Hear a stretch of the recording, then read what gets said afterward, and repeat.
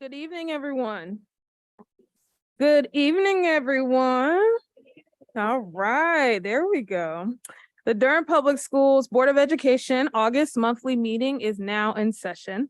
At this time, we wish to extend a warm welcome to those who are joining us this evening, whether that be in person or virtual. The purpose of this meeting is to inform our parents, staff, and constituents about the work aligned with our mission to embrace, educate, and empower every student to innovate, to serve, and to lead.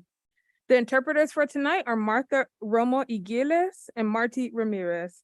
Thank you all for taking the time to join us.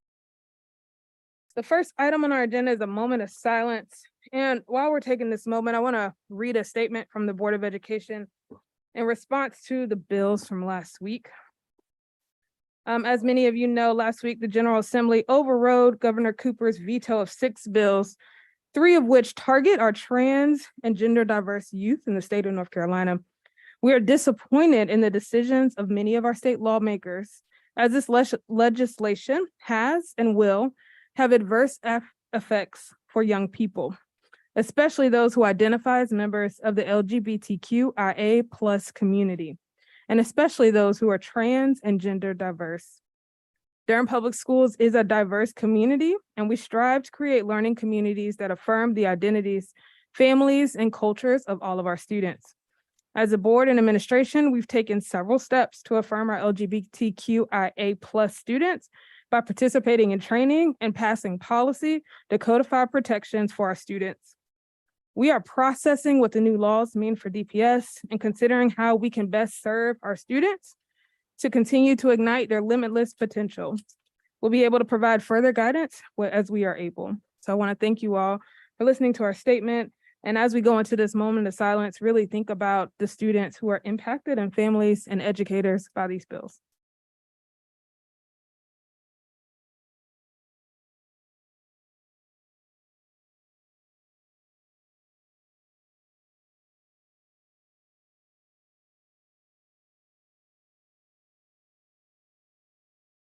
Thank you. I want to also say that we know that some folks are directly impacted, but all of us are impacted when members of our community don't have access to what they need to thrive. So thank you all. The next item on our agenda will be celebrations. I'm going to pass it over to our new Executive Director of Communications, Ms. Sheena Cooper.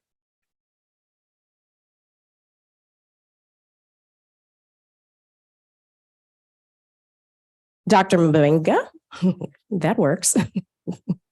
DPS colleagues and families, it is an honor to stand before you this evening to acknowledge our celebrations. Tonight, we highlight the best in DPS. The theme of our new strategic plan, Building Our Future, is a call to action and a recognition. During this portion of our meeting, we celebrate our amazing students who inspire us every day and the outstanding staff who bring Building Our Future to life. We'll begin with our Student of the Month presentation, followed by our Rising Stars interns, and then we'll conclude with our Spark Pen presentations. At this time, please welcome Principal Chandra Clay from the School for Creative Studies to tell more about our August Student of the Month.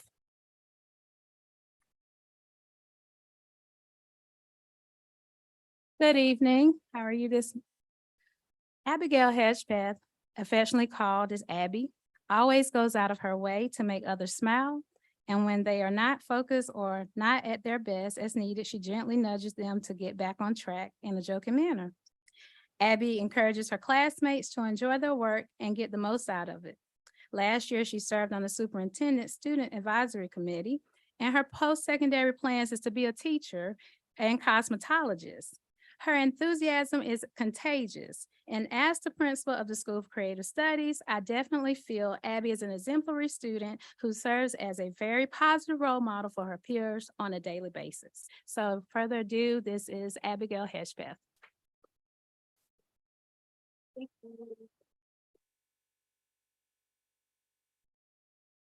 As Superintendent Pascal Mbenga comes down, we want to present you with a few items, Abigail, for your outstanding achievements as a leader within your school at the School for Creative Studies. First, we have a certificate to mark you as the official August Student of the Month.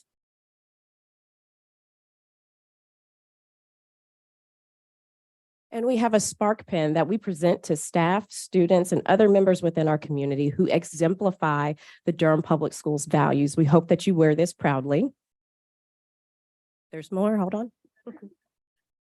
From our friends at Triangle E-Cycling, they want to make sure that you are powered for the rest of this school year and beyond. So you get a laptop today. Thank you. And one final presentation, I'd like to invite Mr. Matt Sears to the podium. He's speaking on behalf of the Durham Public Schools Foundation, and he is their Chief of Partnerships. Mr. Sears.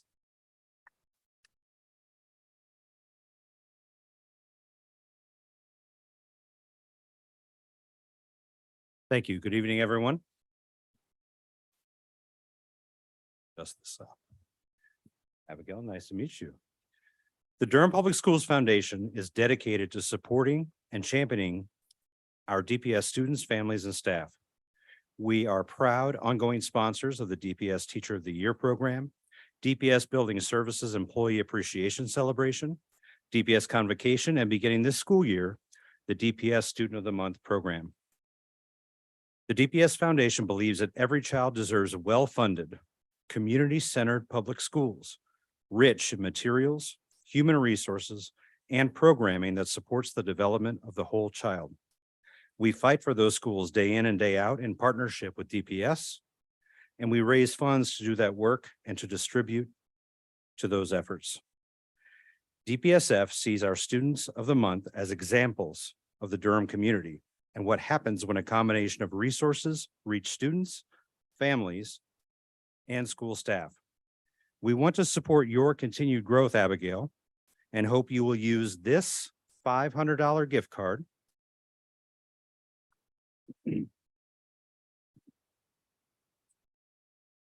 We hope you will use it to further your educational passions, whether they are academic, in the arts, college, or moving into the workforce. We are very proud of you and Durham Public Schools. Congratulations.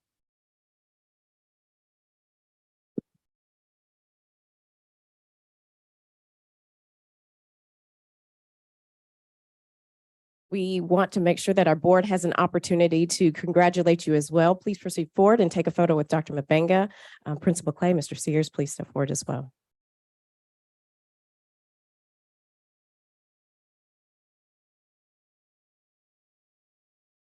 Mom, you can certainly be in the picture as well.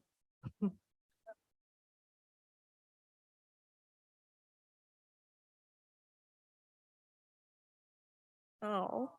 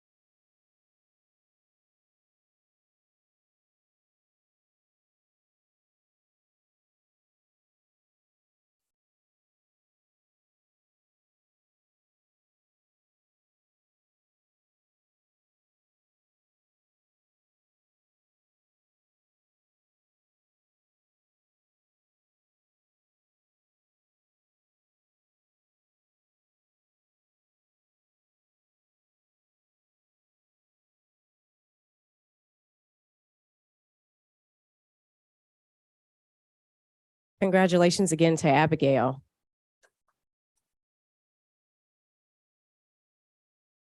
At this time, I'd like to invite Jamia Jones to the podium. She is the Workforce Development Coordinator in the Office of Career and Technical Education for Durham Public Schools to recognize our Rising Stars interns.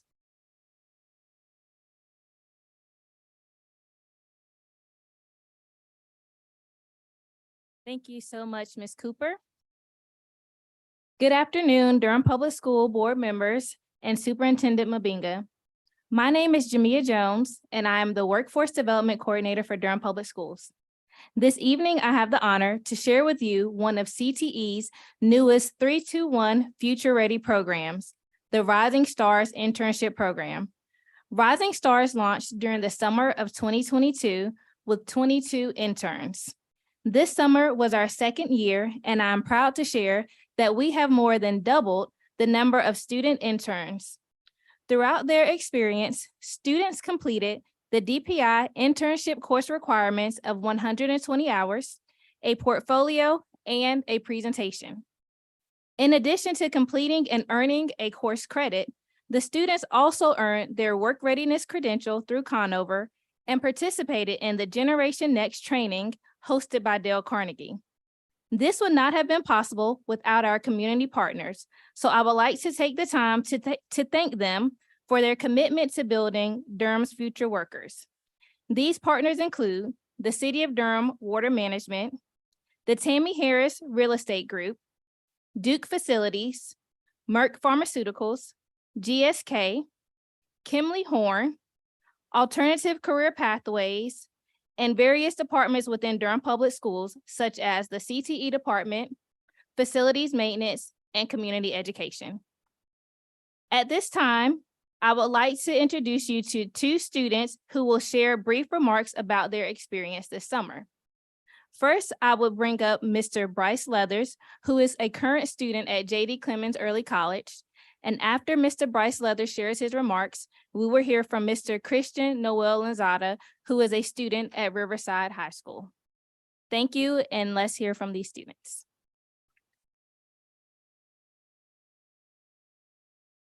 Good afternoon, everyone. My name is Bryce Leathers. My internship was at Kimley Horn, and I was a part of Durham Rising Stars program. So some things that I did during my time here was I calculated totals for future projects. I did some job shadowing, land surveying, and I monitored the construction processes. I did auto and WaterCAD training, which is the software that they use to design all of their projects. And I also used AutoTurn.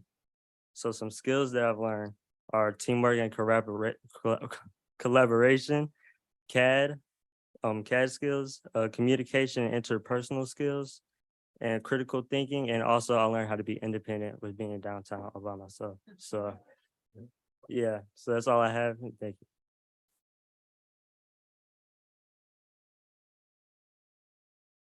Good evening, everyone. My name is Noel Lazada, and I interned at Duke Emergency Management. Now, what they do is that they manage emergencies on and off campus, and they also advocate for emergency readiness and preparedness throughout the community. Now, due to COVID, they haven't had a chance to really expand on their outreach and their entire campaign. So that was my responsibility. I was tasked to create graphic outreach in the form of images, action-oriented ideas. Now, for these graphics, they need to be visually appealing.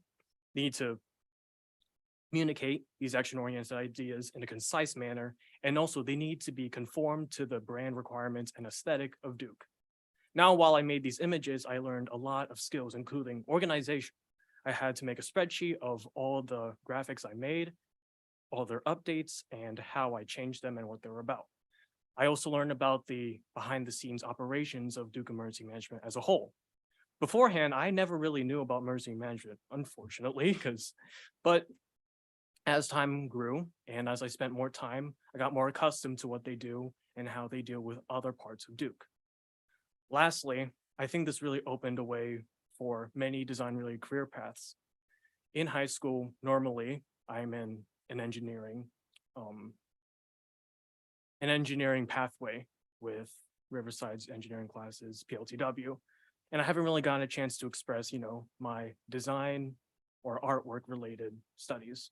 And I think this internship really gave me the chance to do that. Also on the side, I gained an addiction to vanilla milk, so I think that's also a great benefit. But all in all, I think it was a very enjoyable experience.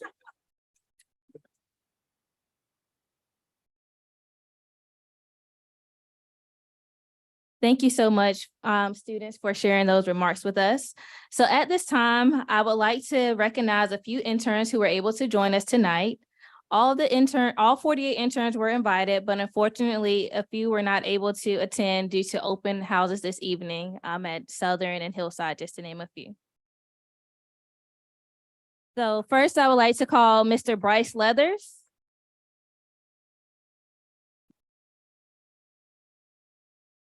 Mr. Caleb Miller. Mr. Camden Fletcher, Mr. Christopher Williams,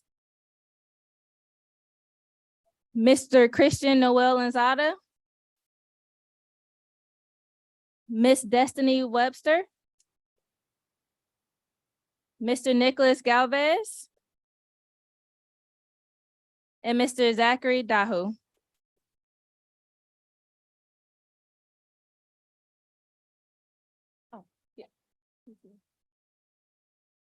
And we have Miss Minna Nassar.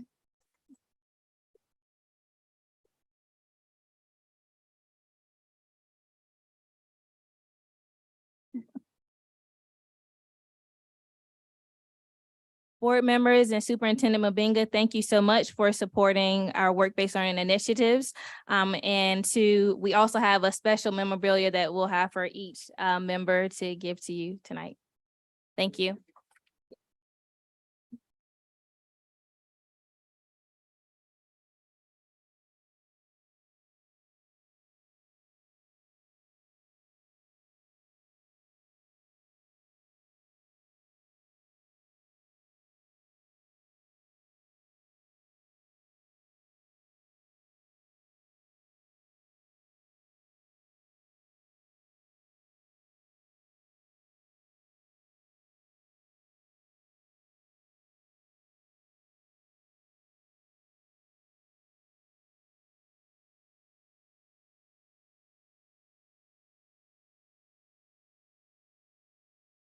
You can certainly tell by some of their shared experiences this evening that they had a phenomenal summer internship program, and we know that they will be ready for their next steps beyond Durham Public Schools. Thank you again to Ms. Jones.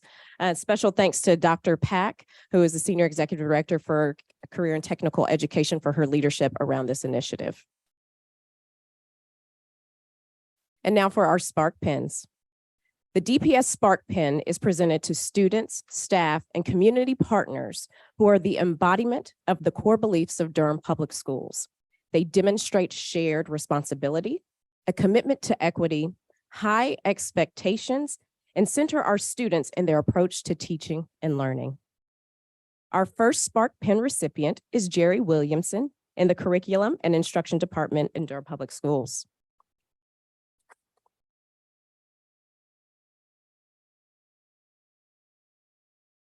Mr. Williamson is an invaluable and integral member of the DPS family. According to his nominator, Dr. Linda Tagurian, he works tirelessly, usually behind the scenes, to improve systems that help us function more effectively and efficiently.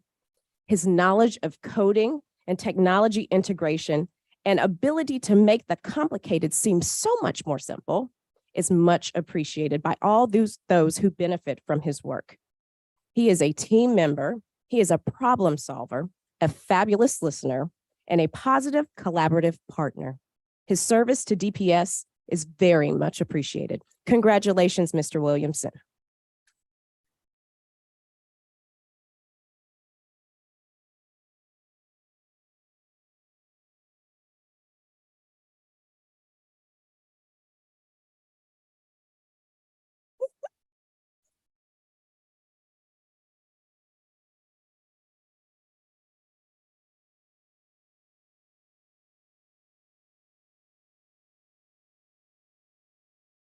Our next Spark Pins are presented to an entire DPS department.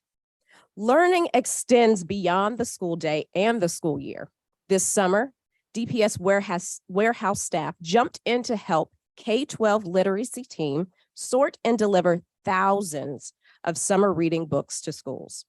There was a very short turnaround time to make all of this happen for our schools to ensure that our students could choose the books that they wanted to take home this summer. This is a prime example of how all of us are contributors to building Durham's future. These staff members jumped in after their work was complete for the day to ensure this task was fulfilled.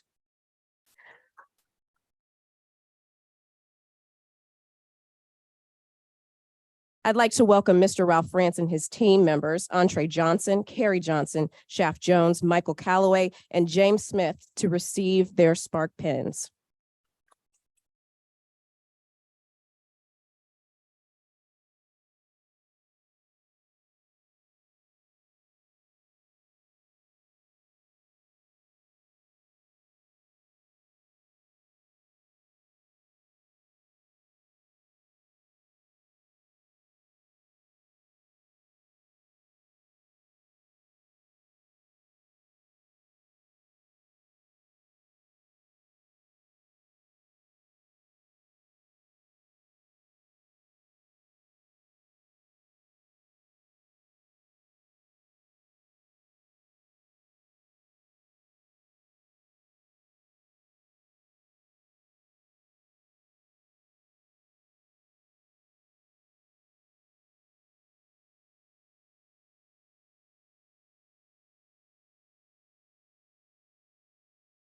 This concludes our celebrations this evening.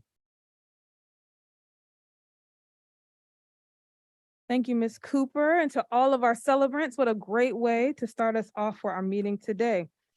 The next item on our agenda is our superintendent's update. I'm going to pass it over to Dr. Mabinga. All right, thank you, Madam Chair. Here's my remarks. First day of traditional calendar school. We are only 4 days away from having a full house with our traditional schools opening on August 28th. Great excitement. So yesterday we met, so we are ready for those babies. New Northern High School. Opening day for Northern High School has been rescheduled for Thursday, August 31st. With safety as our priority, codes and weather have required that we delay the opening to ensure that all full certificate of occupancy is earned. That's the reason why we are a little bit behind. They won't be able to open on the 28th. It's going to be on the 31st. I met with the entire staff of Northern High School. They're in a good place. I hope our families, they'll be really excited once they get in that building next week. We look forward to seeing our students and staff walk through the doors of the new Northern High School, which will replace the half-century old building that holds many fun memories and much history. This is our first new high school in 30 years, since 1995, and we are extremely excited.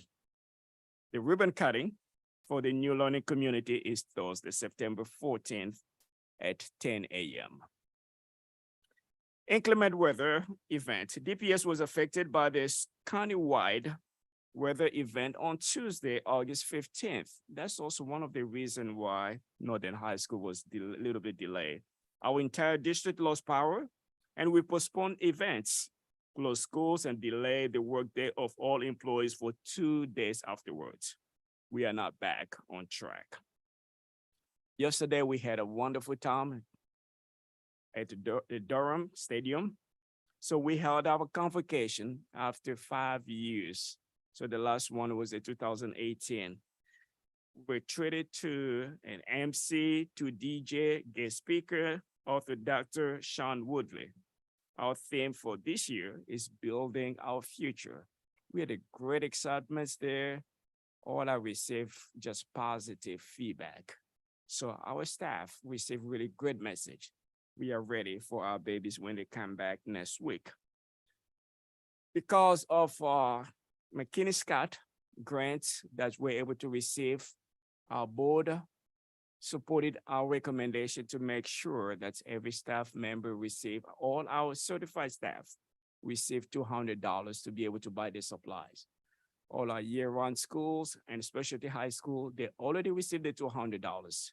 And we are working really hard to make sure this week and next week for the remaining of our staff to receive the $200.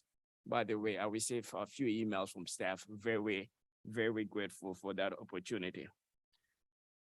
In a few weeks, we're going to have a ceremony to replace the final beam on the new Mary Massenburg Elementary School, which will be held on Thursday, September 21st at 10 a.m. All board members are invited, and we have also some other special guests that were invited as well.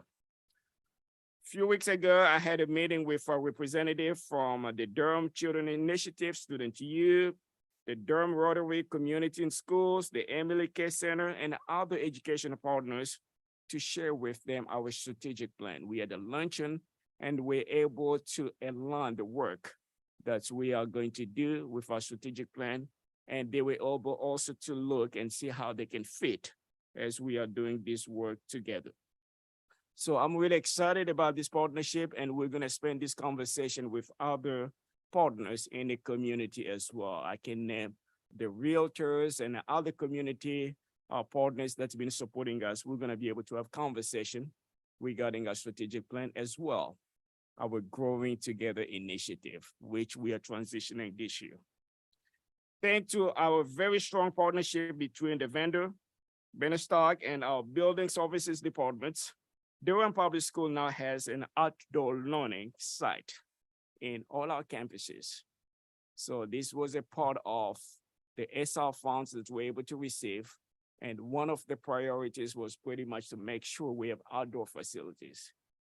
Even though SR fund will be gone, these outdoor facilities, they're going to help and continue learning with all our students. Madam Chair, this concludes my remarks. Thank you, Dr. Mavinga, for those remarks. We know that our year-round schools and specialty high schools have already been in session, so traditional schools are catching up, and excited about this year and the theme of building our future. In our convocation, we talked a little bit about how so many different roles and teams and people all across our district, the 5,000 employees, all play a really intricate role in building our future. And I'm excited to see us kind of in full throttle on Monday when everyone returns back. The next item on our agenda is the agenda review and approval. I'd like to move that we remove item 6, the monthly minutes from the agenda for today. Thank you. Second. Been moved and properly second that we would remove those meeting minutes. They'll be on our next agenda. Any other discussion? We'll do a vote.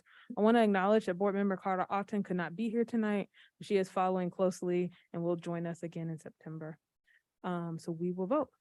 All those in favor, say aye. Aye. Aye. Any opposed, please use the same sign. So that passes unanimously. So we've amended the agenda to remove the minutes. Can I have a motion to accept the amended agenda? I move that we accept the agenda as amended. Second. Been moved by Ms. Byers, seconded by Ms. Lewis. Any other discussion? All those in favor, say aye. Aye.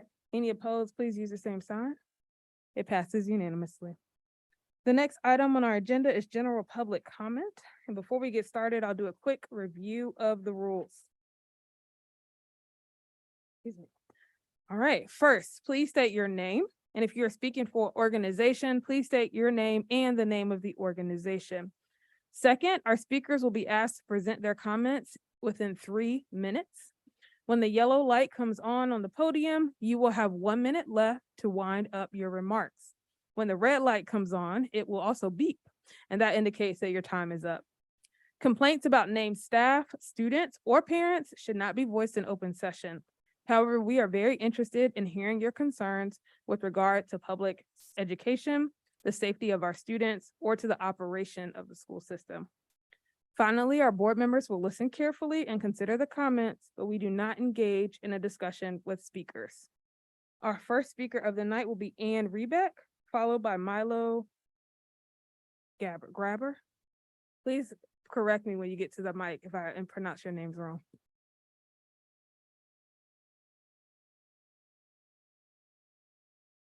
Good evening. I'm Ann Rebeck, and I think I'm here for Public School Strong, right? Okay, yeah.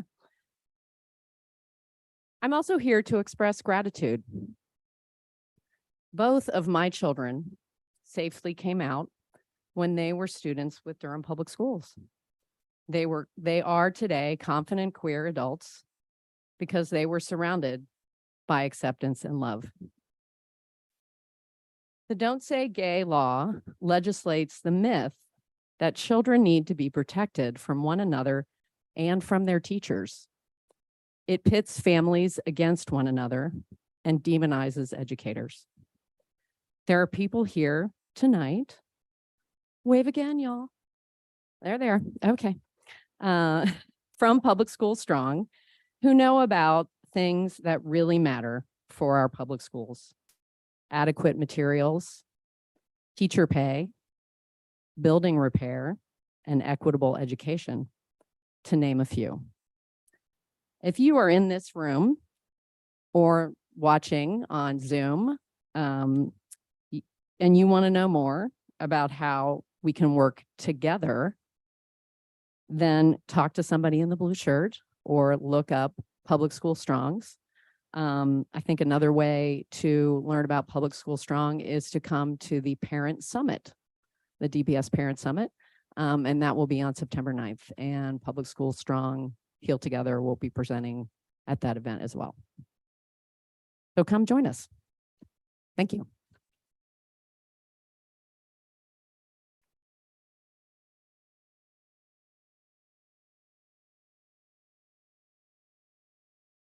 Thing. I am Milo Graber and I'm a student at Riverside High School. I'm here to talk about the changes to our lunch schedule. I feel frustrated with the change to the schedule because Smart Lunch was a good time for students to receive tutoring and visit clubs during school hours with a lot of flexibility in where you have to go. The new schedule that is proposed by our principal has it scheduled so that on every day, Monday would be first period tutoring, Tuesday would be second period tutoring, and so on, would limit students' abilities to receive tutoring when they need it, as well as limit their ability to go to clubs. In the past, attempts to remove Smart Lunch have been met with a lot of drawback and pushback from students, such as petitions, and that has led to our principal not removing Smart Lunch in the past. I am feeling that this particular removal is trying to prevent students from pushing back against it, as I did not receive an email that even indicated this change, and I had to have one forwarded to me by my parents. I'm here to talk in order to ask the board, as well as the principal of my school, to please support programs like Smart Lunch, which allow students to receive tutoring and other such benefits that help them in both their school and academic, as well as their social life. Thank you. Thank you. The next speaker is Rosario Butterfield, followed by Heather Izzo. And again, please correct me if I mispronounce your name.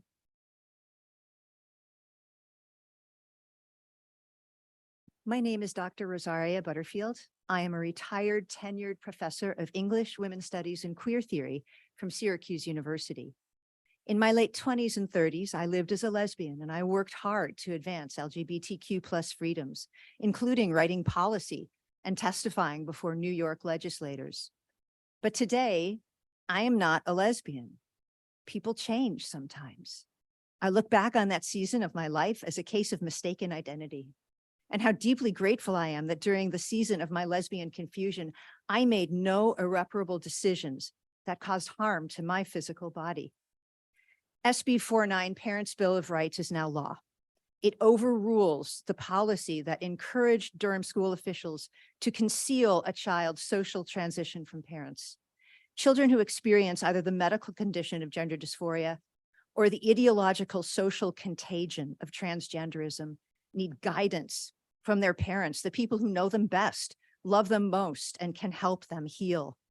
Parents who entrust their children to the government for education are not partners with the public schools, but rather are legal parties making a temporary contract.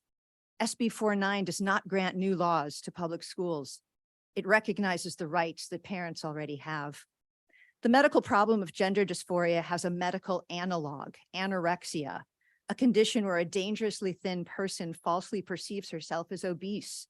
No parent would affirm or celebrate a daughter's anorexic self-understanding as good, normal, and safe.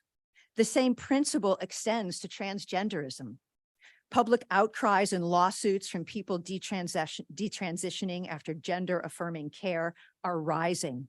And when the largest pediatric gender identity clinic in the world, Tavistock in the UK, shut down this year, it did so because internal whistleblowers, LGBTQ+ affirming advocates, painstakingly outlined the tragic harm done to children in the name of this supposed medical care. The American Psychiatric Association's Diagnostic and Statistical Manual states that gender anxiety in children desists at a minimum of 73% of cases if normal puberty is uninterrupted, if cross-sex hormones or surgery. And social transitioning is not benign. It derails natural desistance. For many medical doctors, the transgender movement's rejection of the biological categories of male and female renders it junk science. Medical anomalies such as intersex condition do not negate objective categories of personhood, not in science. So to the Durham School Board, all I was going to say is that I'm praying for you for wisdom. Thank you. Dr. Butterfield. Next up is Heather Izzo, and then followed by Caleb Goodnight.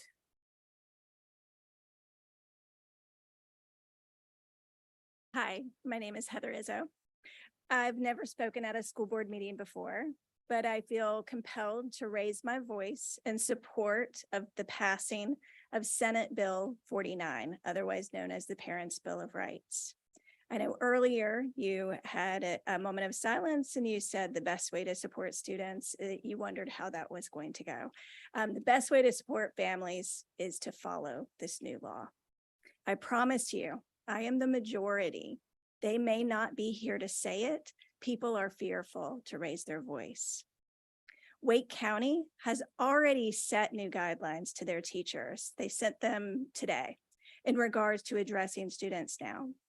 I'm certain that DPS will soon update changes to their gender support policy to align with the new law, in addition to following the law when updating the non-discrimination policy. When I grew up, my parents loved me to start school. They knew that I was going to be with trusted teachers that were supporting my education. I felt the same way about my child until she turned 12. And via social contagion, she had gender confusion. This confusion was supported at her DPS school without my permission or consent or knowledge. She came home with awards with different names. Her power school had different pronouns, none of which I condone or support. This is how I began to not trust teachers or administrators as they continued sowing gender confusion into my daughter. I want to teach my daughter that she is wonderfully made just the way she is and not support some social contagion that could put irreversible damage to her body or her underdeveloped brain. Yes, I know some of you think it is cruel that I will not call her the pronoun she claims to take on, just like I will not tell her to stop eating because she thinks she's fat when she's perfectly sized. A side note to the social contagion. This is from watching countless hours of TikTok, not under my roof, but at your school where cell phones are welcomed. I did not buy the cell phone. After the recent passing of Senate Bill 49, I now have a tiny bit of peace that teachers cannot continue supporting her confusion. I want us to get back to a place where parents can trust teachers to teach and not push agendas or ideologies that are not part of the curriculum. I realize most teachers are coming from a good place. My grandmother was one. I loved her. She was such a good teacher and cared deeply for her students. But she also knew that the parents are the ones that love their students, their child the most. Is that my time? Yeah. Okay, That's it. Thank you. thank you. Next, we have Caleb Goodnight, followed by Alex Adrian.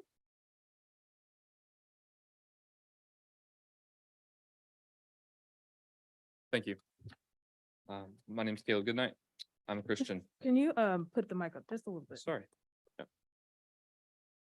Our culture has severed the tie between a transcendent God and morality. What people consider true and what is judged right and wrong has been democratized and secularized. Against this trend, I want to remind each of you of transcendent truth that ought to be your bedrock as community leaders. However humbling and even painful, this truth is meant to be a source of both hope and duty. Truth only seems oppressive to those who fight it. God has revealed his law clearly in his holy scripture.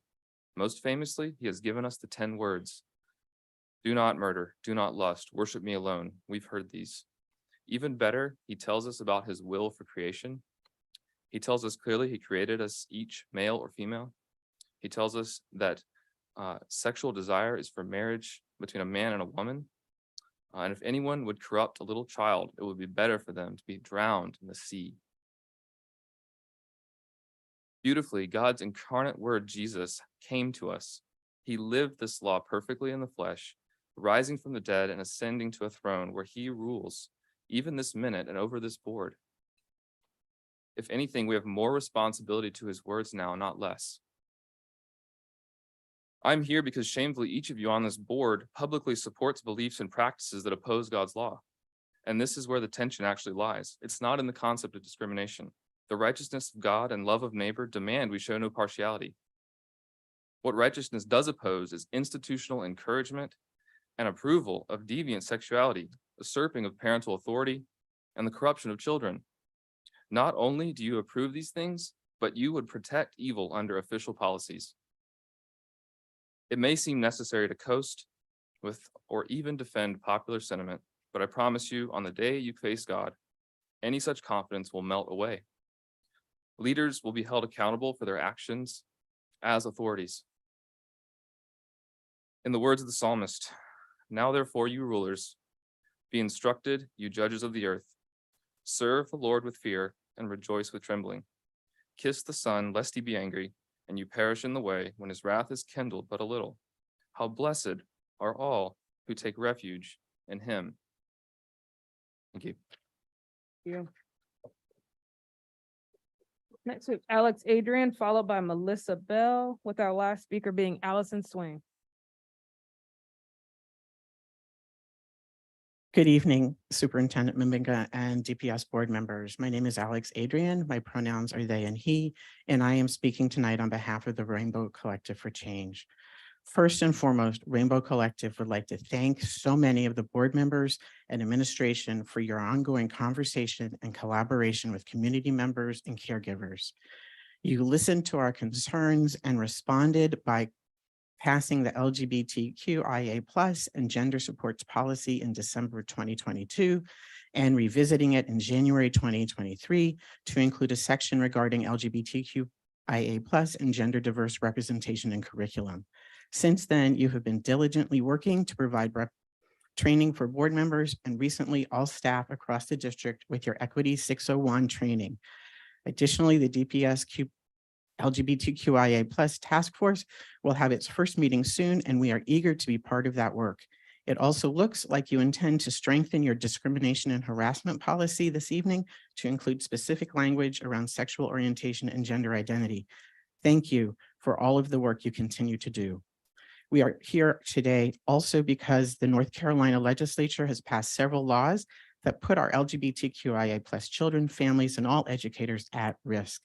These laws actively harm these students by requiring school staff to out children who change their names or pronouns at school and prohibiting transgender girls from playing sports on girls' sports teams. Both of these elements of the laws are counter to the federal interpretations of Title IX. SB 49 also limits schools' abilities to create safe and inclusive spaces for LGBTQIA+ families and gender diverse children by limiting instruction on gender identity and sexuality for grades K through 4 and giving parents access to what books children check out from the library. The law completely contradicts North Carolina Teaching Standards number 2 that states that teachers should establish a respectful environment for a diverse population of students by recognizing the influence of race, ethnicity, gender, religion, and other aspects of culture on a student's development and personality, demonstrating knowledge of diverse cultures, selecting materials and developing lessons that counteract stereotypes and incorporate contributions, recognizing the influences on a children's development, personality, and performance, and considering and incorporating different points of view.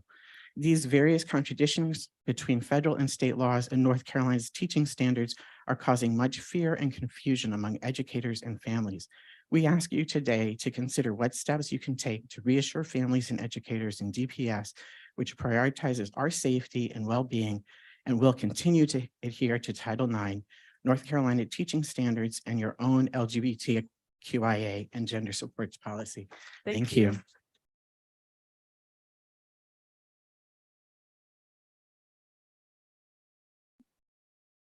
Next, we have Melissa Bell, followed by Allison Swain.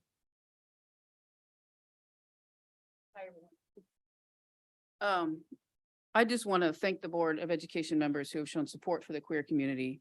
I appreciate those who are standing up in the face of pushback from a loud minority. In light of the new legislation, the goal of which is to dehumanize people like me and my family, the support of the Board of Education and our teachers and schools for all children and all family structures is so important. I have 2 children in Durham public schools, and support and acceptance of their educators' role models is crucial. DPS educators and admin need clear instruction from you how to support and protect our children. So I just want to thank you very much and say gay. Thank you.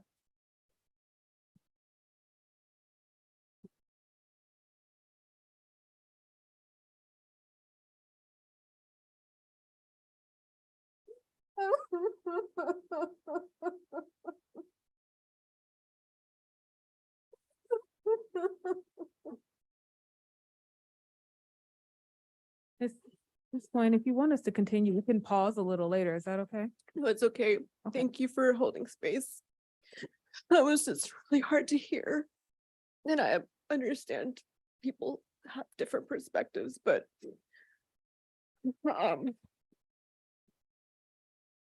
oh, you can start at the time. This is I'm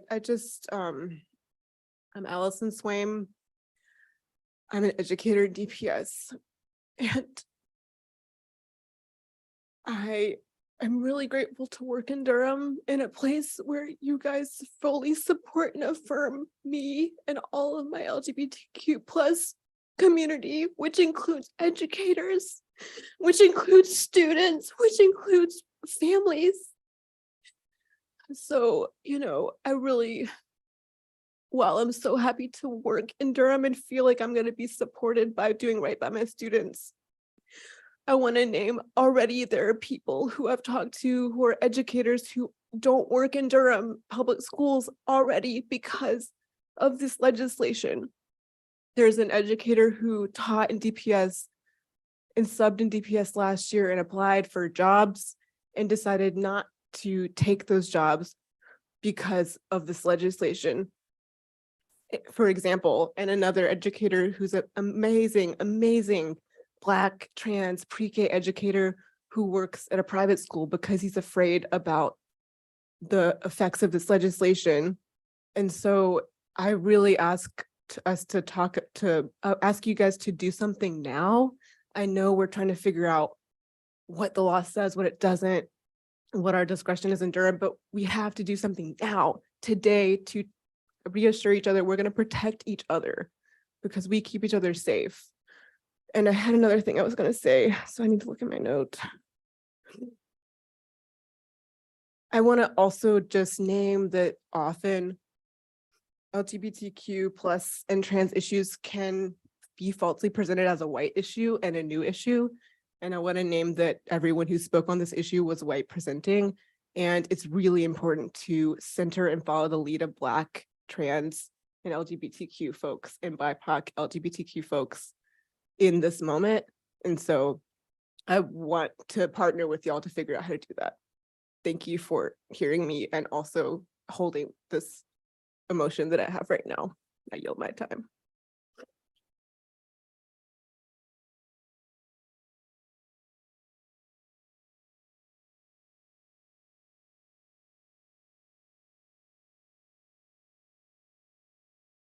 Thank you, Ms. Swain.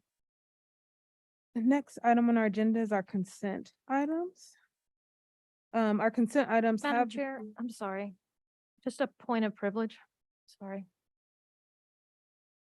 I have been here 13 years, going on 14. This is one of the most difficult public comments I have sat through.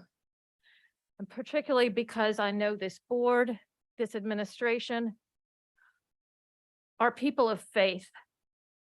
And to see faith perverted and used to bully marginalized students and staff is frankly unacceptable and reprehensible. And students and staff have rights under federal law that supersede state law. So boards across the state are put in difficult positions. This board and these women of faith, I believe, are committed to taking care of each and every student and meeting them where they are. And we will do that thoughtfully, and we will do that, but we will not bow down to a false narrative crafted by Moms for Liberty, made up when there is no political reason or rational reason. No one is grooming children. No one. And we are deeply, deeply thoughtful, caring, progressive leaders. And we'll go forward together with our community to take care of students and staff in Durham. I'm sorry. Thank you, Ms. Breyer.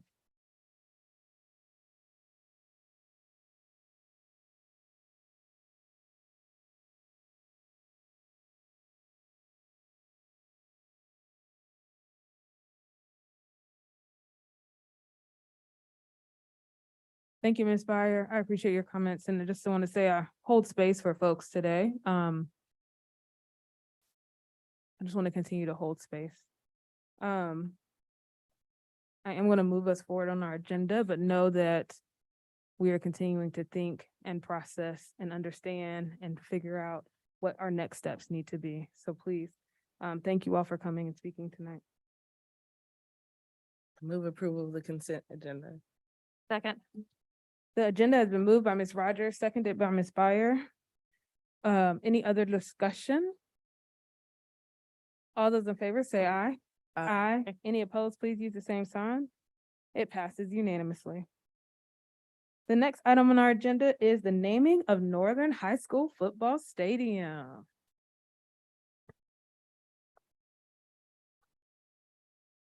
Good evening again, board members. As excitement builds for next week's opening of the new Northern High School, there is also much excitement around the athletic facilities which will be housed on the school's campus. Northern will now have a football stadium on its premises. In accordance with District Policy 9300, which outlines the naming of facilities within Durham Public Schools, the administration brings before you this evening a recommendation for your consideration and approval for the name of Northern High School's football stadium. The policy states the superintendent shall involve the staff, students, and parents assigned to the facility in the process of identifying possible names for a new school facility. Additionally, policy states that individual buildings, rooms, areas within buildings, and other structures on school campuses may be named in memory or honor of persons who have rendered extraordinary service to the school system, community, or nation. Following a recommendation from administrators and staff at Northern, the Office of Public Affairs, in partnership with Northern leaders, conducted a formal community engagement process via engage.dpsnc.net. Community members were provided the opportunity to share their feedback in support of the recommendation or suggest other names for consideration. After reviewing the feedback received during the engagement process, we present Ken Browning Stadium as the name of the stadium.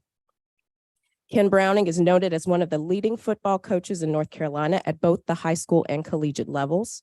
He served as head coach at Northern High School from 1976 to 1993, earning a North Carolina High School Athletic Association State 4A championship in 1993. Browning earned AP High School Coach of the Year honors in 1992 and 1993, and was head coach of the North Carolina Shrine Bowl team in 1993. He continued to garner national acclaim as UNC Chapel Hill as a member of their coaching staff. This is before you for action tonight. Thank you, Ms. Cooper.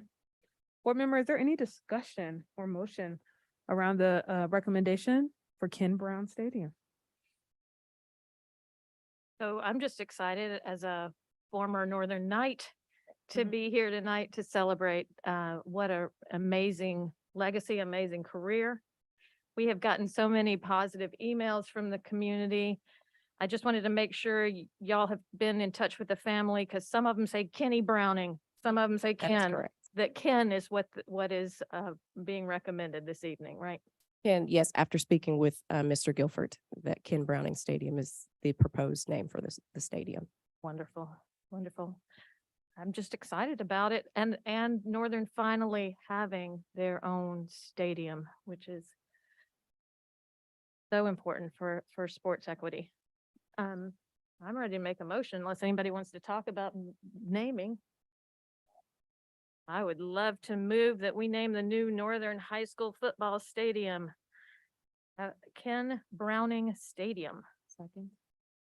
It's been moved by Ms. Byers, seconded by Ms. Valladares. Is there any other discussion from board members?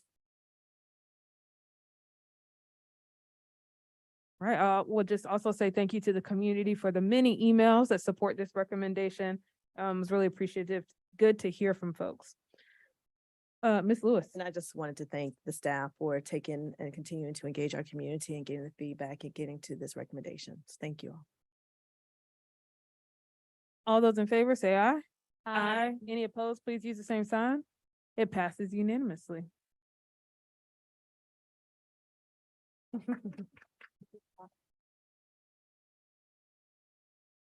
That was easy, right? We got a couple of Northern Night staff in the back. Thank y'all for being here. All right, the next items on our agenda are going to come from our chief of staff. We have two policy updates. I'll pass them over to her. Good evening, Madam Chair, Dr. Mabanga, board members. On the agenda today for second reading and the recommendation of adoption is policy 7503 telework. If you recall, this was brought for first reading on August 10th, and the board had several questions. If you look at the policy that is in the packet, you will see that we did address some of those concerns being regarding out-of-state work and out-of-the-country work. When I initially drafted it, I also did add in an alternate work location safety attestation in addition to the remote work agreement that HR is working on. That would allow us, some of the concerns that were discovered were if someone can just say that they have a safe workspace and they're sitting at their dining room table, we are responsible under the North Carolina workers' compensation laws for any potential injury. So that would be, that's something that has been added and is new, and I would work with the HR department and Mr. Malone to make sure that we have crafted that appropriately. The only one that we initially have is one that I was able to locate from another school system in another state. So it's not before you because it hasn't been vetted thoroughly, but did want to note that that was something that was new that you did not have in the last draft. And secondly, I think it's section G10 is the new language regarding out of state work and out of the country work. In my research for this, what the primary issues that there are with the out of state is, again, the tax implications, which we initially discussed. And this policy does indicate that the employee is responsible for any tax implication. So that is in policy. And then section G12 does indicate that no telework shall be approved for outside of the country. It was my research, there's significant fines and penalties and you have to sponsor people, et cetera. And so it's, was unable to find any LEA or PSU in the country that was supporting that. And it is our recommendation to also prohibit outside the country work. I sent the draft to Mr. Malone and he did not have any substantive changes to the proposed recommendation. We have not brought back the RMP because we needed to see, where the board was going to be with the policy, and those are issued by Dr. Mabanga. So what we would ask is that if the board decides to adopt this, that we would then share the regulations that administration and Dr. Mabanga do ultimately decide to issue, as well as the attestation and the telework agreement for the board's information once HR has completed that. So this is before the board for second reading and a recommendation of adoption. Happy to take any questions. Thank you, Ms. Giovanni. Ms. Valladares. Thank you. A lot of conversations around this, even before this, right? From staff members. I want to shout out Consuelo Nordan from Multilingual Resource Center. It's just been wonderful to see leadership and to see folks kind of like tell us, hey, this is happening elsewhere, right? and to just continue to push us as to the needs. And there are definitely a lot of other people who have lifted this up. But Consuelo, gracias por tu abogacía y gracias al equipo de Multilingual Resource Center, el MRC. I also just want to thank our administration for looking at these examples. You know, we are an innovative district. We're, you know, always improving, always figuring out how to make the most out of our resources and to make the most out of our work culture. It's a continual work. And so I just want to commend you because, you know, you do bring all that research and, you know, that time to make sure that we have this. So I just wanted to just voice support for the ways that, you know, we're working collaboratively, right? Like our wonderful employees of DPS who wear their DPS badge with honor, and also our admins who listen and to figure out how to deliver and how to make this something that is a win, right, for all of us. So I just celebrate that win, and I want to thank you for that work. Any other questions or comments from board members? Up the motion, this would be our second reading. Does it become policy after this? I move that we approve policy 7503, teleworking. Second. The move by Ms. Chavez, seconded by Ms. Byer. Any other discussion? All those in favor say aye. Any opposed, please use the same sign. And that passes unanimously. Giovanni, I'll hand it back over to you. Thank you, Madam Chair. The next item or policy for consideration is policy 1710, prohibition against discrimination, harassment, and bullying. This policy also is on for second reading and a recommendation for adoption. To bring you back, just if you recall, this was brought to the board on August 10th, and that we had several pieces of conversation around making sure that the protected demographic classes tracked each other in both the definitions and in the introductory paragraph. And we did do that. If you can look at the policy that's in the packet, those are tracking. The last sentence, and I guess really if you want to look at, we've added ethnicity, pregnancy, religion into that first paragraph, along with color, national origin, race, sex, disability, age, sexual orientation, and gender identity and race. So that is going to be the same as what's in the definition section. The other area that the board had some questions around was the Boy Scouts Protection Act, I believe it is from 2002. So as you can see, initially, it's not real clear whether or not you have to have Boy Scouts in there, but we figure to be on the safe side that we do. It would probably be wisest to go ahead and include Boy Scouts based on the act. You could add in, again, I did some research, you could add in Girl Scouts, but it's anything that's in Title 36 of the code regarding this policy, which includes like multiple groups, Boys and Girls Club. So you really don't want to kind of add it. Most districts that do include it only include Boy Scouts. So you have before you that recommended language from both myself and Mr. Malone after rather vigorous conversation. And he was pro Boy Scouts, just in case you're wondering where we were. So, but I did ultimately concede that just, you know, it's not really the hill to die on at this point. So we'll just go ahead and I hope the board is happy with kind of, we did move it down a little bit in the language. So this is our combined recommendation to the board. If you scroll down to the next section on page 1, it goes over to page 2. That's again, just the tracking the same language regarding those distinct groups and categories. And I believe those are the only 2 things that the board had requested that administration look at from the last meeting. And I'm happy to take any questions. This is before the board for second reading and a recommendation of adoption. Thank you, Ms. Giovanni. Appreciate you and Mr. Malone's work to adopt our questions and recommendations. Board members, do you have any other additional questions or concerns? Ms. Chavez? Thank you, Ms. Giovanni. This looks good. I have 2 questions. One, is it possible to add legal status to the list? And I had suggested that, kind of weaved it in there, but I don't know that I really made a note of it explicitly last time. But I would love if we added that to the list of identities or conditions on which discrimination might occur. And the second thing was, I know we had a little conversation about this, but would we talked about if someone was not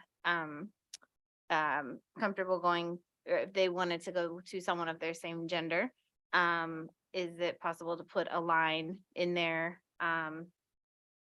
maybe under G, just to note that someone has a right to request that if they desire? We did, Mr. Malone and I again had robust conversation regarding that. And where our recommendation is that be included in, that the people be trained on that Mr. Coweek and Ms. Beckett be trained, that so that when anyone does reach out to them, that they offer that, like as part of their kind of their script, to state that, this is, I have to be the federally designated person, right? We talked about that. I think Ms. Rogers had asked that. And you have to have someone designated in the policy. So we don't really want to muddy that. I think that he and I both agree that can kind of get confusing if people don't reach out to Ms. Beckett, who's been trained, or Mr. Coweek, who's been trained. And let's say they reach out to me, right? I mean, I'm not a certified Title IX person for purposes of doing I'm not the designated coordinator for it. And so what you don't want is people to be kind of reaching out, but we will do some training. Mr. Malone and I think that would be the best way to address it, so that if someone reaches out, the first thing you say, thank you for calling. I understand. Are you comfortable talking with me, or would you like someone of the gender that you identify as, or a different sex or presenting sex, to meet with you and or me? And then we could then facilitate that. So that's our recommendation. As always, my recommendation is, when you make those recommendations, is let's see how it goes, right? Like, I don't ever think you should just say, Rod and I said it and now it's the gospel, right? I think that what we can say is, let's try that. And if you get board members get feedback, or I get feedback, or Dr. Mbenga gets feedback and says, this isn't really working, then we come back and tweak it to make sure that the members of our community are being represented and are feeling safe. But I haven't heard any complaints. I mean, I haven't had anyone express discomfort in talking with Mr. Coweek, right, or Ms. Beckett. But if they are, when people have had issues, right, with some of their decisions, they have not hesitated to reach out to the members of the board, Dr. Mbenga or myself. So that would be our recommendation regarding kind of not watering down the actual designation for OCR purposes. So if I'm understanding correctly, people can reach out to either person and request for who to be in the meeting between the two. Is that correct? Yes, the Title IX regulations provide that people can have advocates in there with them, anyone that they support. And frequently, people do. I think someone said it from the dais the other day, like one grandmother, is in there, an aunt. We've had pastors in there. So we're very, you want to make sure that people feel safe. And when you're dealing with these matters that fall under Title IX or potentially fall under Title IX, they're very sensitive and people can be in a very vulnerable place. So I think both Mr. Coweek and Ms. Beckett get regular training on that to make sure that they're sensitive to that. But we want to, like I said, Mr. Malone and I agreed that as part of the initial script, when anyone reaches out to them, to make sure that they are comfortable and that they understand that if it's a male and they go to Ms. Coweek or Ms. Beckett and they aren't comfortable because Ms. Beckett is female, they would understand that you have this option to talk to Mr. Coweek, or to have someone else, Mr. Coweek, join your call with Ms. Beckett. So we definitely are always very accommodating and want to be understanding and present safe spaces for people. I appreciate that. I think I also heard too from that, if people have concerns, that they can reach out to you or to the superintendent's office as well with if they have concerns or about that space. On the rare occasion that has happened, people have reached out to Dr. Mbenga and or myself because sometimes people aren't happy with this, the decisions that are made. But absolutely. Thank you. Any other questions, Ms. Chavez? I would just say, I think the most important thing is that it's routinized in some kind of way. So I think I appreciate that you worked on that as an initial question that would be implemented if someone reached out. So yeah, that sounds great. And then legal status, it's okay. Is there I any believe comment it. on that?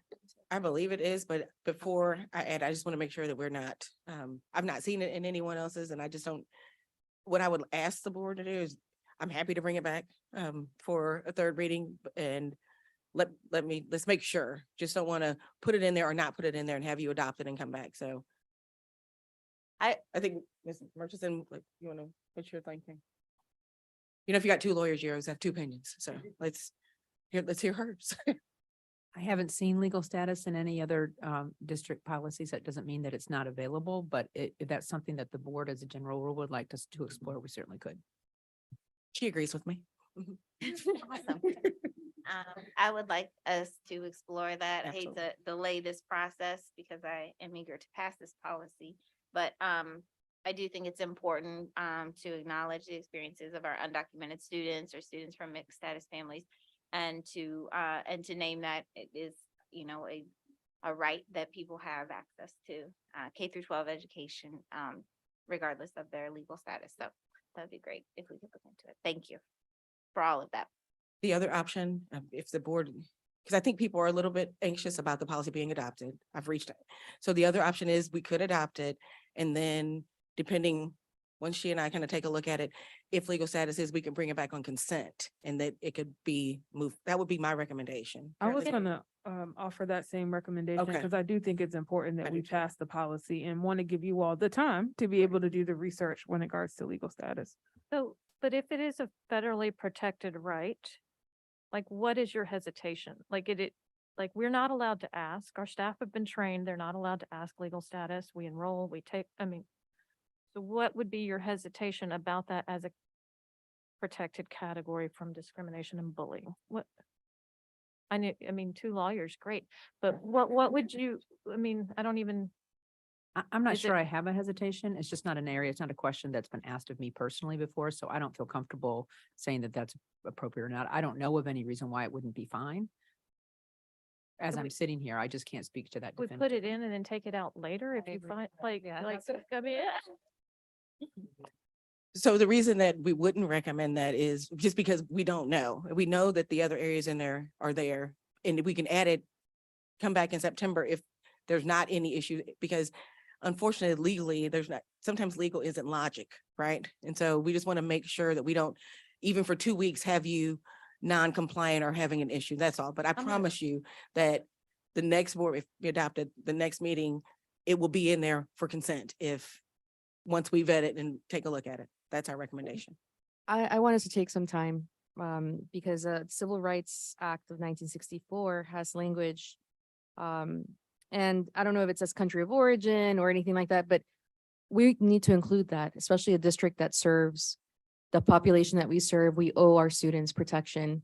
We owe, our educators protection. We owe everyone protection. And so I would say, maybe there's a way to phrase it, and I think we can edit that in consent. I'd say let's include whether it's, status, legal status, or we can say country of origin. That is definitely Civil Rights Act of 1964, and it's vetted, it's federal, and that is very legal. So we can emulate federal. So national origin is in there already. Let's see. Go ahead, Carolyn. I would also say that regardless of what's in federal or state law, you all have the ability to expand your discrimination policies to other groups that aren't necessarily designated as a protected group in other areas. So that wouldn't really be binding on that. And that's not, so again, I don't see a barrier. I don't see a barrier as I sit here right now as to why you wouldn't be able to expand it to that. Appreciate that, Ms. Murchison. I think, I want to expand it. I just want y'all to have a time to go do some searching and talk to some people. And so I think if we can pass tonight at our next work session, we can bring this back on consent. I'm 100% wanting to do that, but I also just want to make sure that we do our due diligence in checking. And again, it doesn't look like there's going to be an issue, but I want to make sure that we give our attorneys time to do the work. May I ask a question? Since we know that we're not asking anything that is egregious, based on what we've seen, based on Civil Rights Act of 1964, it follows the same language, the same sentiment. I say let's include that now. And if there's a way of wordsmithing or something that needs to be done, let's bring that in consent and then we can, make whatever wordsmithing. But I would not be okay or comfortable with just saying, let's do the other way. Like, let's leave it out and then wait till we do and then come back and then come to find out, yes, we can do this. And I know we can do this. And so I just say we can pass it with maybe flexibility in terms of the wording, but this, we already know we want to be able to address that as well, because, that is a need that has been expressed by families. And so let's not let them wait. And let's pass this discrimination policy so that it has the most from the start, from the get-go, and then we can wordsmith it.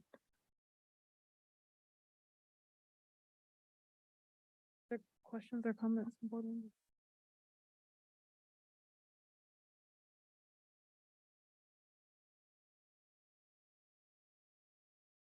Or motions, and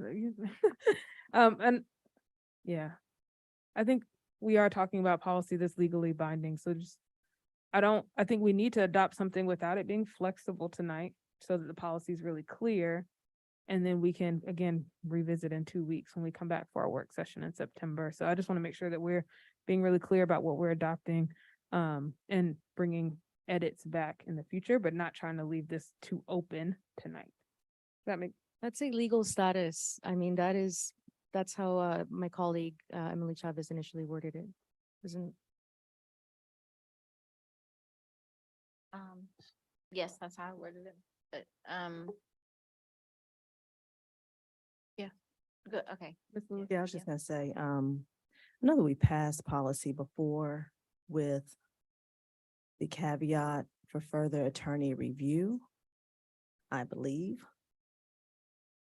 Could we pass this policy or have the motion with legal status per further attorney review as a compromise? Would be my recommendation that you pass a policy pending attorney review. For the reasons stated by, there are times when we have had contracts, I think, that have been still under review, but pretty close to all the substantive issues, 95% have been addressed. So there have been some tiny tweaks that may happen pending attorney review. But in terms of policy, I would defer to a policy that's clear. If you all adopt it, I would want it to be clear to the public as to what it is what it means. Move approval of policy 1710, 4021, 7230, prohibition against discrimination, harassment, and bullying with attorney review. That would not be my recommendation. Okay, no, that's And I think the first thing we would need is a motion to amend the policy as presented before passage. So I think we need to see that first. You're right. I move that we amend policy 1710, 4021, 7230, prohibition against discrimination, harassment, and bullying to include language that reflects no discrimination regarding legal status. The only change I would make to that motion, if I may, is to reference that as the proposed policy or the policy proposed by administration, because once we vote on the amendment to the proposed policy, we then will need to take a vote, assuming that amendment passes. We would then need to take a vote on the amended policy. Amended policy. Yeah. That's correct. Thank you. Amendment to the policy. So adding this as an amendment. Second. It's been moved and properly second. Any other discussion? All in favor? I'm sorry, Ms. Rogers. Can we get clarity on the motion? Yes, ma'am. That's all. Thank you. We are moving to amend policy to include language about no discrimination based on legal status. And so we are amending the policy and the proposed policy that has not yet passed yet, but the proposed policy to add legal status.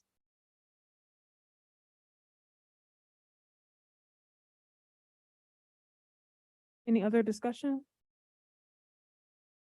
All those in favor say aye. Aye. Aye. Any opposed, please use the same sign. That passes unanimously. So then we'll need another motion to approve the amended policy. Move that we approve the policy as amended. Second. It's been moved and properly second. Any other discussion? I would ask, Ms. Giovanni and Ms. Murchison, if you could bring us an update at our September meeting. I fully believe that we won't have an issue, but I do want to be clarified and make sure that there is not an issue with making sure the policy is in there. Thank you. All those in favor, say aye. Aye. Any opposed, use the same sign. Passes unanimously. All right. So the next item on our agenda is academic services. We have our English language, English Learner Academy. Sorry, got tongue tied there. Good evening, Board Chair Umstead, Dr. Mubinga, and other members of the school board. We are delighted to be able to share with you our English Learner Academy for this academic year. I am going to ask my colleague, Ms. Sasha Ryerson. Sashi, join us. Board, Durham.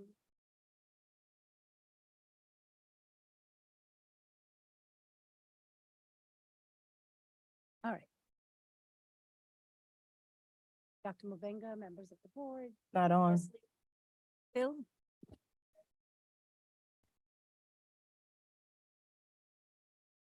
While Sashi is getting prepared, I must share that we are missing one member of our team, Dr. Arnetta Cagle. She had an emergency, so she's not able to join us, but would like to share. Next slide, please. Next slide, please.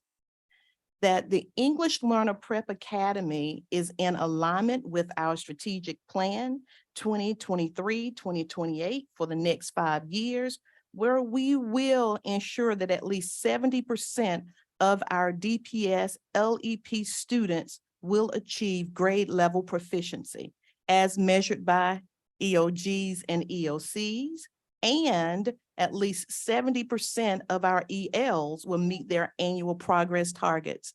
We'd also like to say that the English Learner Academy is also in alignment with Priority 4 because it is helping us to cultivate meaningful and authentic engagement with our families. Sashi.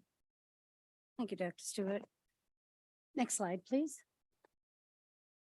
So this slide encapsulates our data that we based our EL Prep Academy on last year. Durham Public Schools has about 18.2% of our students are English learners out of our total DPS enrollment. And of those 18.2%, as you can see, our English learner progress targets were fairly low. We were recovering from some learning loss and language loss after the pandemic. Our graduation rates are also not where they should be. And so keeping all of that data in mind, when we looked at the trends in our access test, which is our language proficiency assessment, the expressive skills of speaking and writing were areas of weakness that we needed to kind of build up with our students. Next slide, please. Next slide, please. So based on the data, we looked at it as an opportunity to try and explore options to be able to supplement the instruction that students were receiving in the school day and finding ways to be able to give them additional support. High student achievement depends on family support. And in order to empower our families, the idea of the EL Prep Academy, so forth, was birthed to provide a comprehensive support for both families and students around language development and academic achievement. Next slide, please. So last year, we offered EL Prep Academy at our 10 sites with their feeder schools as listed on the slide. We offered 5 instructional days, and the 6th day was a day of celebration. We had about 356 students registered and participate in the program. So our content focus for students was based around community building and getting to know Durham, North Carolina, and the USA. And we built science and social studies units around those topics for our students to be able to participate with hands-on learning and language development. The enrichment activities came from a partnership with CAPS, which listed like mad scientists and such very enriching activities for our students, and they participated in it very actively. Kids Notes was another highlight with the students. And our family engagement activities were basically built around tools that our families would need to be able to support their students at home, social and emotional learning, parent portal and technology tools that they would need to be able to access their students' progress, academic progress, and so forth on PowerSchool. And the next slide, please. And so with that, like you would do with any program, you would ask for feedback. So after the end of our Academy celebration in March, we surveyed our students, families, and staff regarding the success of the program. Each group received a Likert style and open-ended response questions around the EL support strategies, how well the program prepared students for the access test, site locations, meal options, and how prepared parents felt in supporting their children at home. So this first slide shows the feedback from parents and guardians. It shows that 73.4% of parents felt that they were better prepared to support their child's learning. 79.9% felt the family engagement sessions were meaningful. 87.2% felt the Academy helped their child in understanding and speaking English better. And 90.8% of the families felt the locations were convenient. Next slide, please. Feedback from students in grades K2. In reviewing this feedback, it shows that 96.5% of K2 students really enjoyed the Academy. There's an average of 83.9% that felt that they were better able to speak, read, write, and understand English. And 91.2% felt the Academy was interesting, and if offered again, they would attend. Next slide, please. Feedback from students in grades 3 through 8.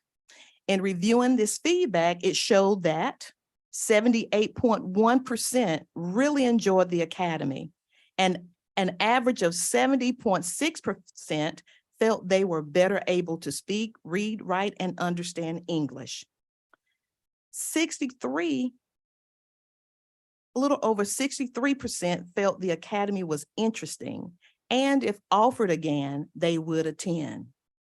I would also like to point out that more than 85% of K2 and 3-8 student groups liked their teachers, respected them, and had fun in the process.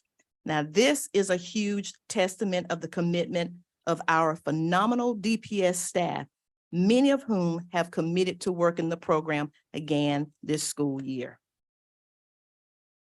Next slide, please. And finally, feedback from our staff. In reviewing the feedback, an average of 70% of the staff stated they would utilize these skills not just for EL students, but for all of their students in their classroom. This information was utilized to plan the 23-24 year of EL Prep Academy. Next slide, please. We'll now discuss the EL Prep Academy program overview. So next slide, please. In response to the feedback we received from student staffs and teachers provided at the end of last year's Academy, we made the following improvements. One thing is we began promoting the program early this year, and the program will also begin earlier in the school year in September, on September 23rd, doubling the number of sessions that we were able to offer last year. Also, sessions will be offered on the first and third Saturdays from 9 to noon, and sessions will be designed for both students and families. Increased focus is on literacy and math with hands-on experiences and language development versus test prep. We also will incorporate brain breaks and physical activity to be able to be scheduled within the school day, allowing time for socialization and physical activity. And lastly, weekly monitoring of student attendance, feedback regarding curriculum, and family engagement sessions to ensure that we are able to address issues as they arise rather than wait until the end of the academy sessions. This year, we took transportation into consideration as this was a barrier for some of our families last year. After meeting with transportation and developing a budget based on the pay rate for managers and drivers and the cost of fuel per mile, it will not be feasible for us to offer transportation to our families this year. Knowing that this was a barrier last year, we did reach out to Go Durham to ensure parents and students are still able to ride for free, and have even reached out to some of our community partners to see if they can provide van services for parents to access the program. Next slide, please. So again, in response to the feedback from our staff and students, we designed our curriculum based on the demographic data of our students. The bulk of English learners come from Asia, Africa, and Latin America. And so we use those three countries to be able to interweave social studies and science again in the curriculum. So we offer it in a patterned 3-week units, which would be geography, and then ecology, and finally culture from all these areas. And we would be celebrating, like during the first session where we have Latin American culture, we would have our Hispanic Heritage Month that month when we start. So it's appropriate to have our celebrations at that point. And we've done similarly with Africa and Asia.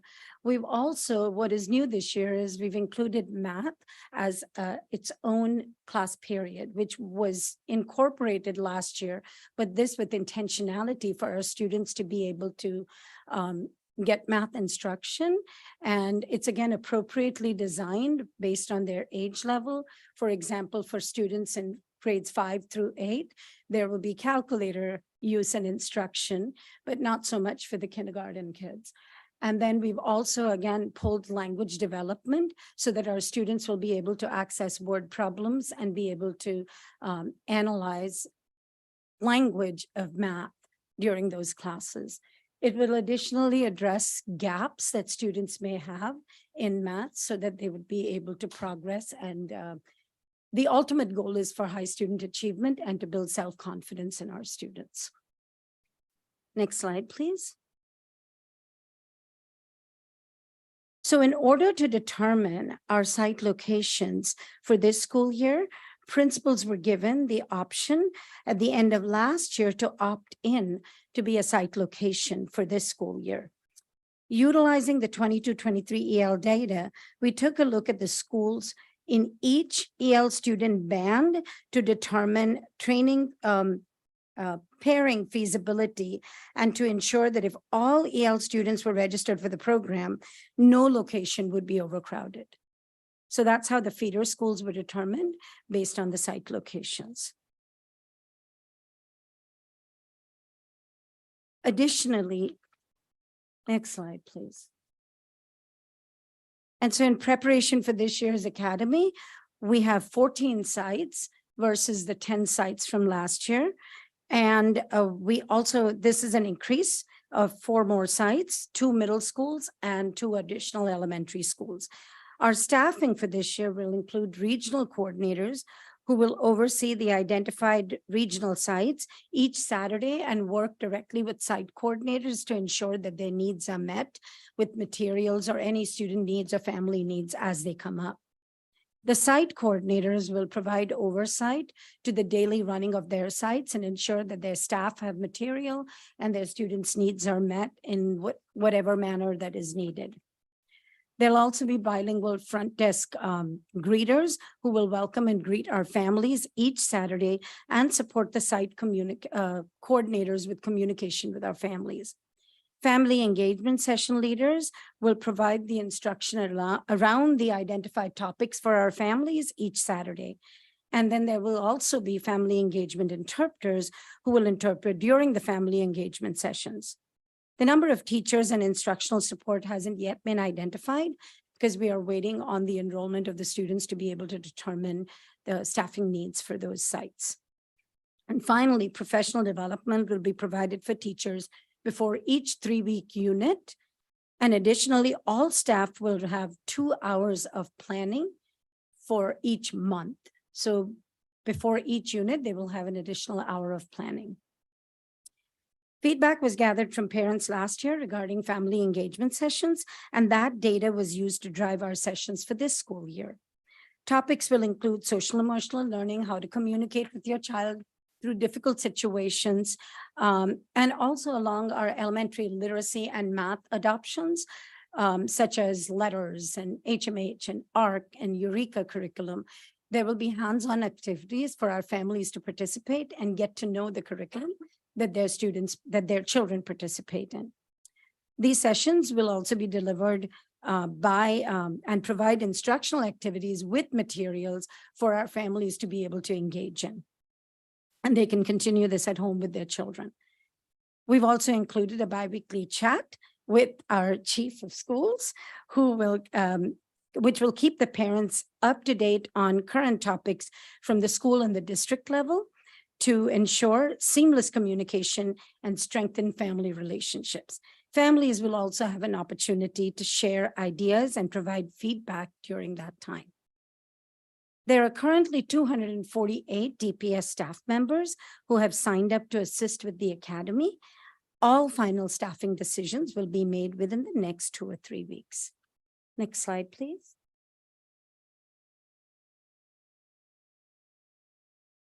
So we will now discuss our communication plan, which was also based on our feedback from our families last year. Next slide, please. Registration is currently underway and will continue through September 2nd of 2023 to allow ample time for schools to create their rosters and secure all the needed staff and ensure curriculum and instruction lessons are completed, supporting materials are included and shared with staff. The first training is scheduled 2 weeks before the actual start of the sessions, which is before September 23rd, to give staff ample time to look at the material and plan the lessons and come prepared. Our first EL Prep Academy registration event was scheduled on August 12th from 9 a.m. to 2 p.m. And our committee posted flyers in locations frequented by a lot of our English learner families. There was a 4-week radio announcement on Lale radio station, distributed flyers to food banks to be placed around distribution boxes, connected messages, as well as flyers were posted on our DPS website to be able to, and we were able to register 98 families during this event. We had 3 tables at our DPS Fest this past Sunday, August 20th, from 3 p.m. to 7 p.m. And we distributed information and registered families for EL Prep Academy, as well as our inaugural Family Academy Summit, which will take place on September 9th at Hillside High School from 9 a.m. to 3 p.m. We partnered with World Relief for their school orientation day on August 22nd from 2:30 to 4 to again assist with promoting EL Prep Academy and registering those families as well. We'll also capitalize on our DPS open houses that are occurring today and tomorrow and yesterday. Each elementary and middle school will be responsible for distributing the information and registering families for EL Prep Academy. And lastly, our last push for registration will occur during the first week of school, August 28th through September 1st. Schools will work with their staff and send registration forms home with students and parents and promote the program for our English learner families. From the first 3 events, we've registered 143 students and signed 58 parents for the English classes through Durham Tech, which is another family engagement activity that we're including based upon the request from parents from last year. Next slide, please. We thank you for the opportunity this evening to provide an update regarding the 2023-2024 EL Prep Academy. And now we are open to questions and discussion. Thank you. Thank you both for that presentation. I saw you all at DPS Fest. It was fun to be able to learn more about the information and see the flyers and watch families also engage. Board members, are there questions? I'm gonna start with Ms. Valladares and then I'll go to Ms. Rogers. I want to thank you so much, Dr. Ariasam, Ms. Ariasam, and Dr. Stacy Stewart. This has been work. We always talk about the fact that these are our children. And so the ESL department, all of us have to support, right? Our immigrant students. This is work that is not just done by one department, and knowing that communications is involved and that everyone is making sure that this is supported is just something to celebrate, right? Because these are our children. We don't ever want to see any of our students not having the support that they need. And sometimes the numbers tell a story, you know, and it doesn't tell the entire story, but definitely we understand that there are barriers. But in this moment, I just want to just sit with this, because leadership makes all the difference. And I just want to say that leadership makes a world of difference. You know, for many years, you know, it could have been lack of solidarity in that aspect, but I want you to know there's solidarity from this board. There's solidarity from our community. People are championing this. And so the more, like, we continue to build momentum in terms of solidarity, in terms of making sure that all our kids have what they need. We continue to watch that data, but I just also just want to shout out Dr. Stacy Stewart, going out into community. Families know your face. You know, they see you, they talk about you. They've been sharing these flyers as well. Some of them had some feedback initially when it started, when we did the first, you know, the first last year, right? The first pilot, and, you know, there was communication about little things that, you know, they would like to see different, and there was such receptivity, you know, to address that. And I know that we brought in the MRC as well, you know, who that was also involved in working with families.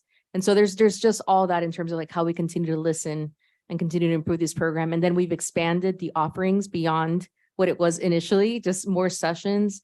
The data is going to show that hard work. And I just want to commend you for your leadership, commend you for leading this work that is so important. And I just have, you know, you have our support, you know, in as many ways. You have our support. And I have visited, you know, the work that is happening even during the year. This is a wonderful EL Prep Academy, but also like with the ESL program and ESL educators. I want to take this moment to just shout out the people who work under your team, who are doing this work in the classrooms and who have been doing this work in terms of making sure that all our kids feel seen and that they feel like, you know, this district has their back as well, right? Thank you so much. Just have to show this. You have the shirt, EL Prep Academy. Yes. All the things Ms. Valladares has just shared, I'm really excited about our EL Prep Academy, what happened last year and what's to come. But I have questions about some of this data, and I don't know. We'll see. My first question is, you had 356 student participants last year. Do we know what percentage of families and caretakers took the survey? I do not have that. That would have been the information that Dr. Cagle would have shared. Okay. But at the last minute today, she was unable to join us. Understood. That's helpful if we could get that in the future. You also talk about what's gonna happen in the future in terms of attendance. Does that mean we didn't take attendance last year? Do we have an attendance rate for the students? Attendance was taken, yes. She would have that data. Okay, can we see that too? Can we also, I guess my question also is,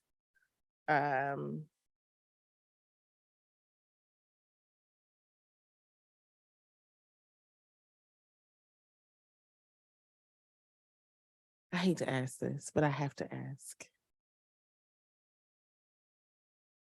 I'm very appreciative that we're starting the planning earlier than last year. It's something we are getting to be proactive instead of reactive. I really like that. How much is this costing? We will have that as soon as we have all the numbers of the students who register. So we can identify all the staff that need to participate. Okay. And can we get information about the percentage of students that are invited versus the percentage of students that actually register and show up? Absolutely. And I know we're not doing transportation. Are we having conversations with families about ways that they can attend, even though we're not providing transportation, like the city, a partnership with the city because the buses are free or whatever? We're having those conversations.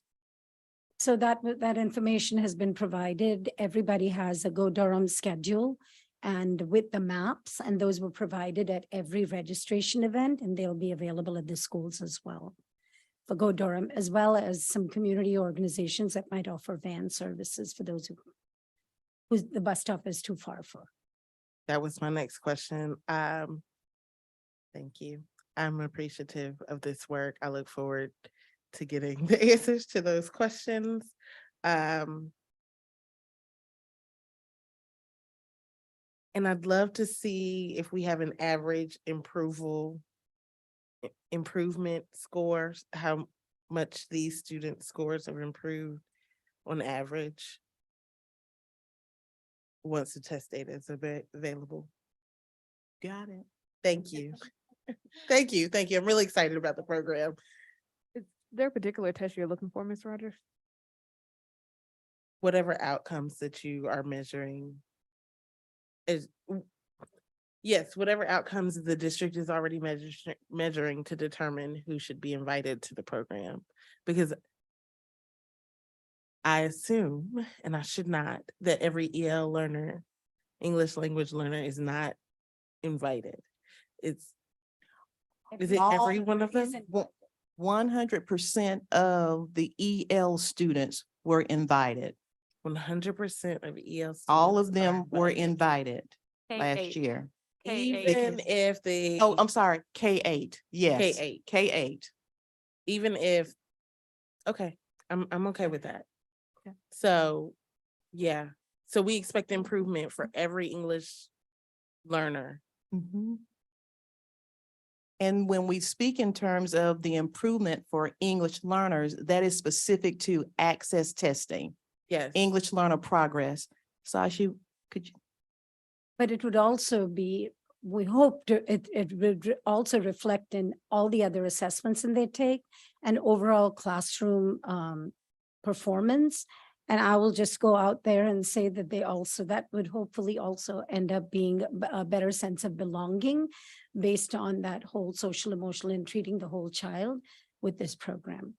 But I will say the specific data point of interest for last year would be their EL progress per access test. Right. Moving forward, we're looking for EL progress as well as proficiency.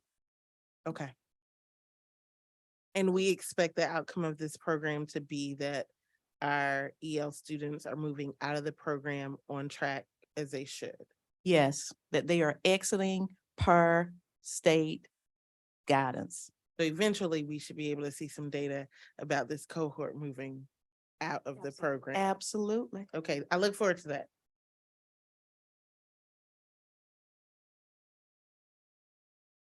No, that's okay. I was just thinking about the cohort part in tracking, but that's not. That's not for me. Oh, that's what my brain was thinking about. How will you track the cohort when they're maybe all over? But I'm looking forward to hearing from y'all. Ms. Chavez. Thank you. This is really exciting. I love this as a model, and I'm excited about the also the way that you're using feedback to improve it this year. I wanted to say a couple things and ask a couple things. One, I love the family engagement and how you're increasing that this year. I think that's awesome. And just so important to support our students. We have to support those families, as you mentioned. And so that's awesome. Love to hear the opportunities to learn English if parents can and want to take that on as well. I had a couple questions that were similar to Ms. Rogers. One, well, not a question, but just about transportation. I'm glad to hear about the partnership with Go Durham. That was a question I had in reading this ahead of time. And also the potential for other partnerships to improve that. I know that that's an issue, can be an issue. As I talk to, I know one principal is saying that's an issue, it can be an issue with attending this programming. And so as many opportunities as we facilitate for transportation, I think that's great. So I hope we'll continue to just keep that front of mind going forward. Let's see. I was also wondering about the survey response rate too. So I was just also interested in that data. And I wanted to ask, can you speak, Israel, a little bit about the communication, or Dr. Stewart, about the communication via principals? How are they putting this out there? And you shared a little bit about the communication plan, but I just want to see if are there different ways that we're putting this out via like school newsletters and the robocalls and all that stuff? Yes, all means. The flyers are being distributed to the schools, like I said, during the open houses as well as next week. And next week, when teachers come on board, ESL teachers will be sending that information out as well with their students to their families. And, registration is open till September 2nd. So there is an urgency as we're getting closer to be able to do that, to be able to reach out to our families. And so the biggest push will be next week when our students are back in the building and we're getting all the information out to families. And the push is tonight, tomorrow, yesterday, and yesterday. Great. I think that's great. And obviously it's good for people to hear things more than once. What about our high school students? I didn't realize until now that this is for only up to 8th grade, I was looking at this. And so I thought we were, we're doing some support work with our high school students. I know there are different needs there, but could you speak to that a little bit? So many of our high school students end up working on the weekends. And so a lot of the feedback we got was that, they probably wouldn't attend because they have to go to work. So the principals at every school have built in an intervention block wherein they will target these students to provide that within the school day. And then, Dr. Stewart, would you like to add if there's any other opportunity? And if there are any interested high schoolers, then we are flexible to include them in this process. Okay. That's great. That's great as well. I think that, you spoke, obviously we want to see, I'm talking about outcomes. I just started like 5 sentences. We're talking about outcomes, academic outcomes, but I think there are other, outcomes that you all have spoken to as well. The board had requested some ESL data in the spring. And so in looking at that, I think I'm optimistic about not only the academic outcomes, which, we're excited to see, but also as you said about, a sense of belonging. I know that, parents of ESL students have, shared that there can be a sense of isolation when their kids are not, fully immersed in the classroom and speaking English at the level of other students. And so I think that this, is a way to connect our students and, build that sense of community. So that's positive, as well as, I look forward to sort of connecting the dots on how this influences behavior and discipline data as well. And we want our students engaged, obviously, in learning and not being distracted by other things. And then I was also wondering, since this is K through 8, you if you were seeing, you may not have this data, but I was wondering to what extent children who are attending were US born versus non-US born. And so that's just a question I have, maybe something to consider also. A lot of students come into kindergarten, they're, ESL in the ESL program, and they were born here. And so they, so it's a little different than the experience of being an immigrant, but just wondering if we're serving all those groups, just thinking about like the different groups within our ESL population. And the last thing I wanted to just ask about clarity on was, okay, so we had this information to exit the ESL program, based on access scores, students need to have a composite score of 4.8 is my understanding. Is that based on all 4 of the different areas, the reading, speak? Okay. Yes, that's based on a cumulative average of all 4 domains. Okay, thank you. Thank you, Ms. Chavez. Any other? Ms. Byer? I want to thank the staff and celebrate the folks that are going to be working with our students on this enrichment over the weekends. I want to look forward to the budget and know kind of as we plan forward, how we can continue to support what I think is a really profound need for families and students in our community. I hear you have plenty of folks that are ready to teach, and that's exciting. And you'll be making those decisions soon. I want to be reassured that we are paying and compensating folks for that extra time. Absolutely. Good. I knew that, but I needed to hear it. And I'm also curious and wanting to be cognizant that we don't burn out our principals and our building leaders. They are not required to be in building for these Saturdays. They are not required, but what we are asking is that either a member of the administration or a member of the team who knows the building, that a person is a part of that offering. We do have to have someone at that school who knows the ins and out of that building be a part of it. So we're not requiring administrators, but we are pushing that a person who knows that building is in charge to assist other persons in the building. It's just like you come to my house, I'm not home. I need to have someone at that house who knows how to walk you around and show you where everything is in order for you to be safe and have access to the things that you need. But that could be one of the teachers that we hire that happens to work and know that. It could be, yes. Right. No, that's great. I think there's just a way to continue taking care of our people while we're expanding our weekend offerings and hours.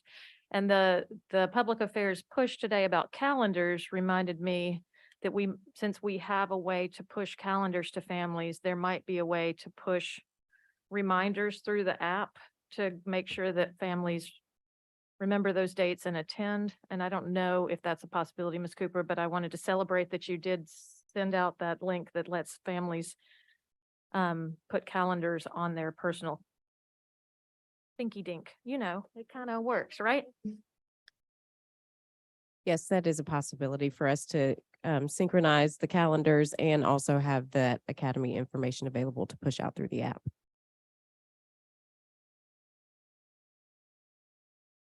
Ms. Lewis. Thank you so much for this presentation and this work that you all are doing. We know that to get to this place in Academic River, it takes Saturday academies. And this plan you all put together and the outcomes that you're looking at, the evaluations being done was just well done in the first year. And I see that you're looking to ways for improvement, and I definitely appreciate that. Focusing on the metrics, there's a lot of data here on the data dive and discussions that you all are looking at. And it's not where it needs to be. So this is a very true intentional measure to get towards those steps. And I'm glad to hear that you're going to continue to look at those metrics specifically for those who are attending. One of the things that I note typically is when we're talking about where students are in their performance and how much growth they make is really important and as a measure and indication. So that really caught my eye on the first slides. And I'm sorry I didn't catch this sooner and bring it to your attention, but the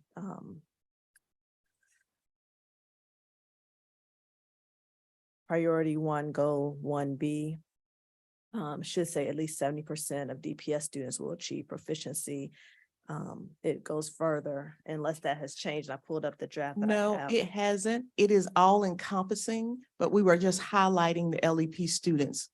Right. But thank you for that. Yeah, I didn't want to make it people thinking we're going to go from 16% to 70%, unless that's what you're saying.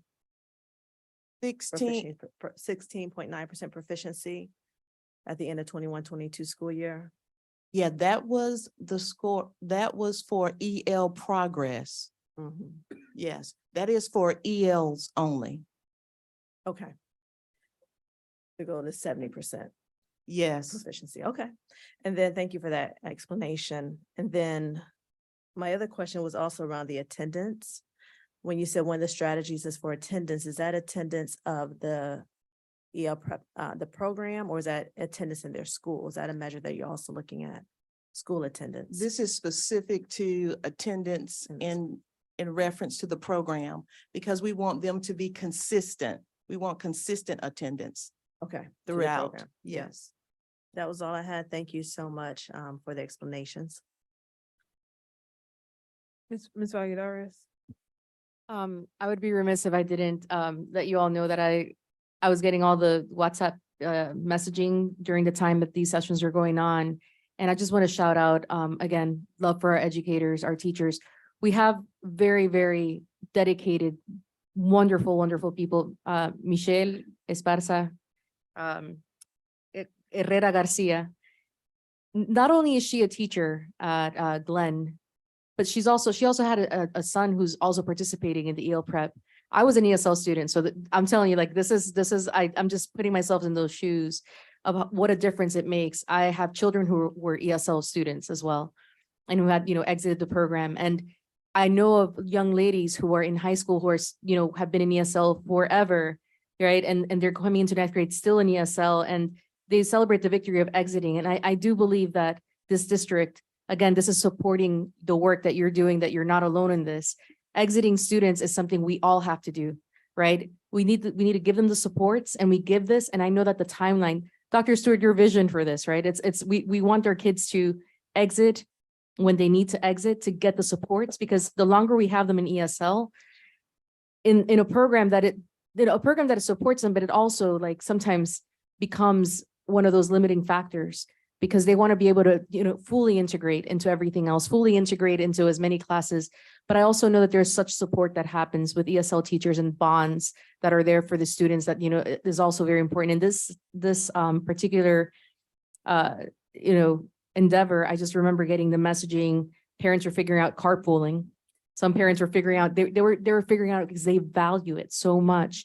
And this young lady, Michelle, was also like redirecting. She's like, I just dropped off my son here. I'm right here. What questions do you have? And it was like triaging all these questions and also attending. So she was also teaching, right? And doing the teaching, and also like seeing her son go through the program. And that feedback in terms of like, she believes in it. Parents were like asking her left and right. And I was just watching all this, and I was answering questions, but I was also like, knowing that we have some of the best, most dedicated educators in our district who believe that there should be no child with 9.6%, 9.48%, which was, we didn't have any pandemic data, but that was before the pandemic, 9.48%, and then 16.9%. So already in the right direction, but the vision is definitely to grow all our kids and to make sure that they're all taken care of. And so I just commend again, your vision, your work, the educators behind all this, and knowing that we're also going to see exit numbers also shift, because this is, these are resources that are going into them when they need them. And our kids will, not be in ESL for as many years as they've been, right? But they will always show love to it because there's a lot of love that happens in ESL classrooms and ESL endeavors. So just my gratitude as a former ESL student and as a mother of ESL students. And so thank you all so much. We believe that teamwork makes the dream work, and what gets monitored gets done. Thank you all so much for the presentation. I have a couple questions. Don't leave. Thank you for the presentation. This really intentional work to support our students and families. Some of my comments have already been shared, so I won't talk again. I hope that we can think of, you all are monitoring attendance, so I know that you'll be able to see if the transportation not being able to provide that will impact attendance. So I just love for us to keep that on our radar. And if you bring this presentation comes back and that is a major barrier to families participating, then we might need to have a conversation around the budget and what that looks like. So the second question I have is around the budget. And I want to say that we used a fund, I can't remember, so correct me if it was ESSER or Mackenzie Scott funding that supported this initiative. ESSER funds. ESSER funds, okay. So will those funds be till 2026? Is that in that pot? No, these are the 2024 pot. This is our last year of the use of ESSER funds, so we'll use it for the 23-24 year. And we are hopeful that we're going to have funding to support year 3. I heard Thank you. that request, Dr. Stewart, that funding request in there. Okay, I think that's helpful for us to know as a board. And I really, as a board, want us to start thinking about our budget in multiple years, right? And so knowing that in 25, 26, there's going to be some money that we would want to set aside for this initiative, along with maybe other things that ESSER was funding. What is 25, 26, 26, 27, 27, 28, like really budgeting and looking at our budget and priorities a couple years out. I think that's just important for us to be realistic and honest about what we can and can't do. So the other part I'm thinking about is sustainability. And I love that the high schools have built in these intervention blocks. And I'm wondering, are there any other, as we consider our budget and what we can do, this is again, a future conversation. Is there ways to integrate this into school day or something like that to help support students? But again, a conversation for as we come up to next year, how do we create a sustainability model to continue this really great work to keep going? I think that is all of my questions. I think I hope to, in the high school portion, and even maybe for some of the 8th grade students, you all mentioned work. We know so many of our students work that we are also able to connect them with some of those pathways in our high school program that could get certifications for work, or connect them also with Durham Tech so they are getting the certifications that they need. We know there are many high-paying jobs in our community that require certifications and not a college diploma. So how do we set up many of these students and families who we know oftentimes are working to help support their families and themselves for those really great career options? So that's the other thing I was thinking about as we went through this presentation. So thank you all. Thank you. Our next item is operation services.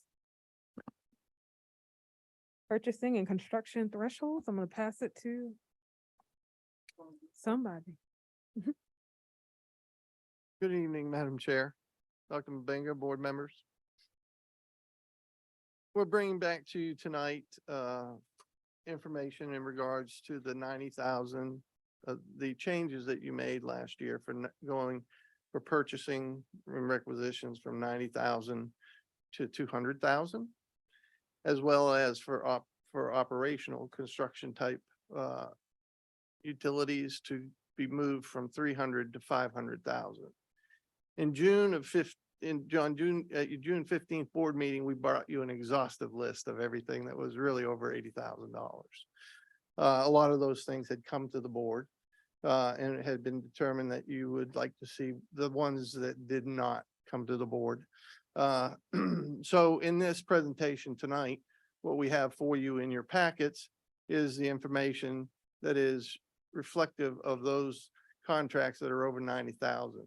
We gave you a summary of those for 23, 22, 23.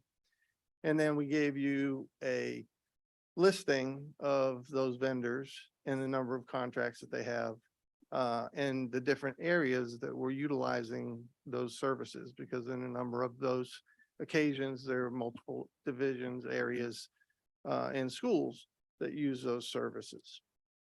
So tonight, so that you can make a decision on whether the 200 level is the right level, or is it something different, or is the 500 level the right level, or is it something different? We want to just have some discussion with you in regards to the different contracts, number of contracts that you had not seen that were approved by administration as the year went through. We went through the year. We're also going to talk to you about bringing the same type of report each month, so that you have at your board meeting, you'll have a listing of where we are. So you'll have an understanding of those contracts that are hitting the plateaus that you set tonight. Thank you, Mr. Lusser.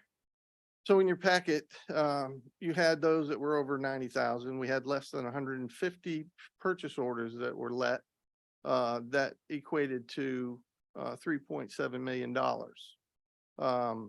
You had multiple vendors in that regard to that had a lot of groundskeeping custodial services for making sure that our grounds were neat and also that our buildings were clean.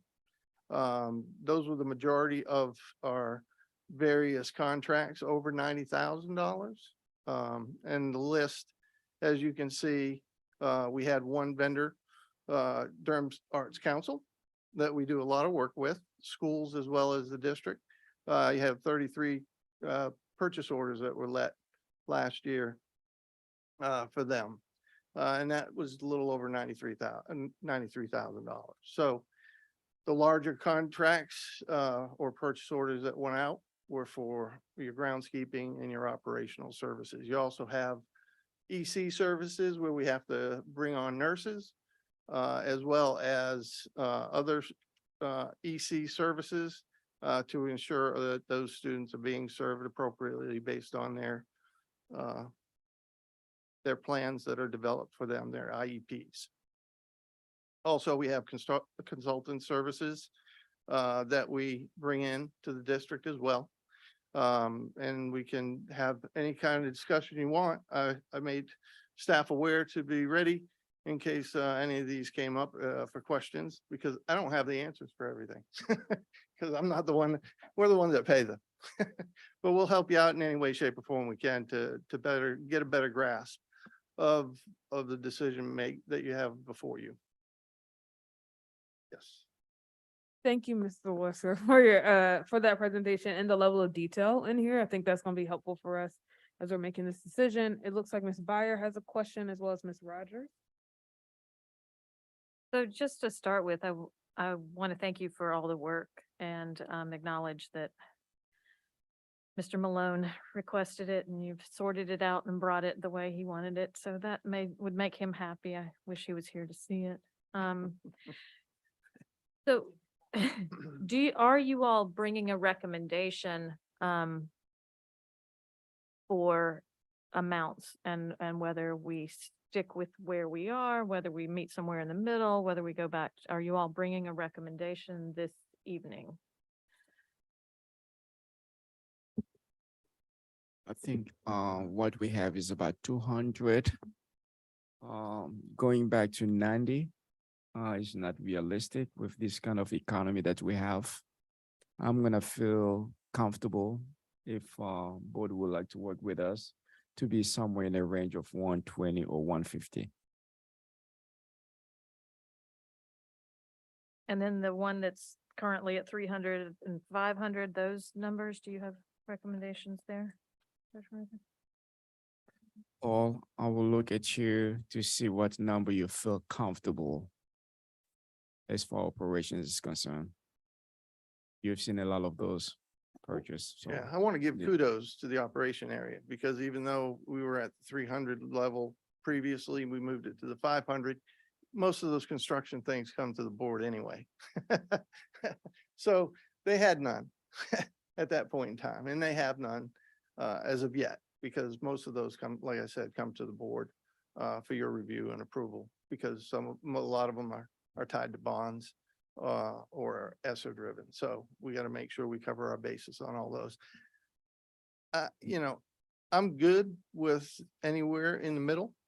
If that's something, I just want to make sure that we're not slowing down the progress. If we need to get something in here in a hurry, that we can get it out the door.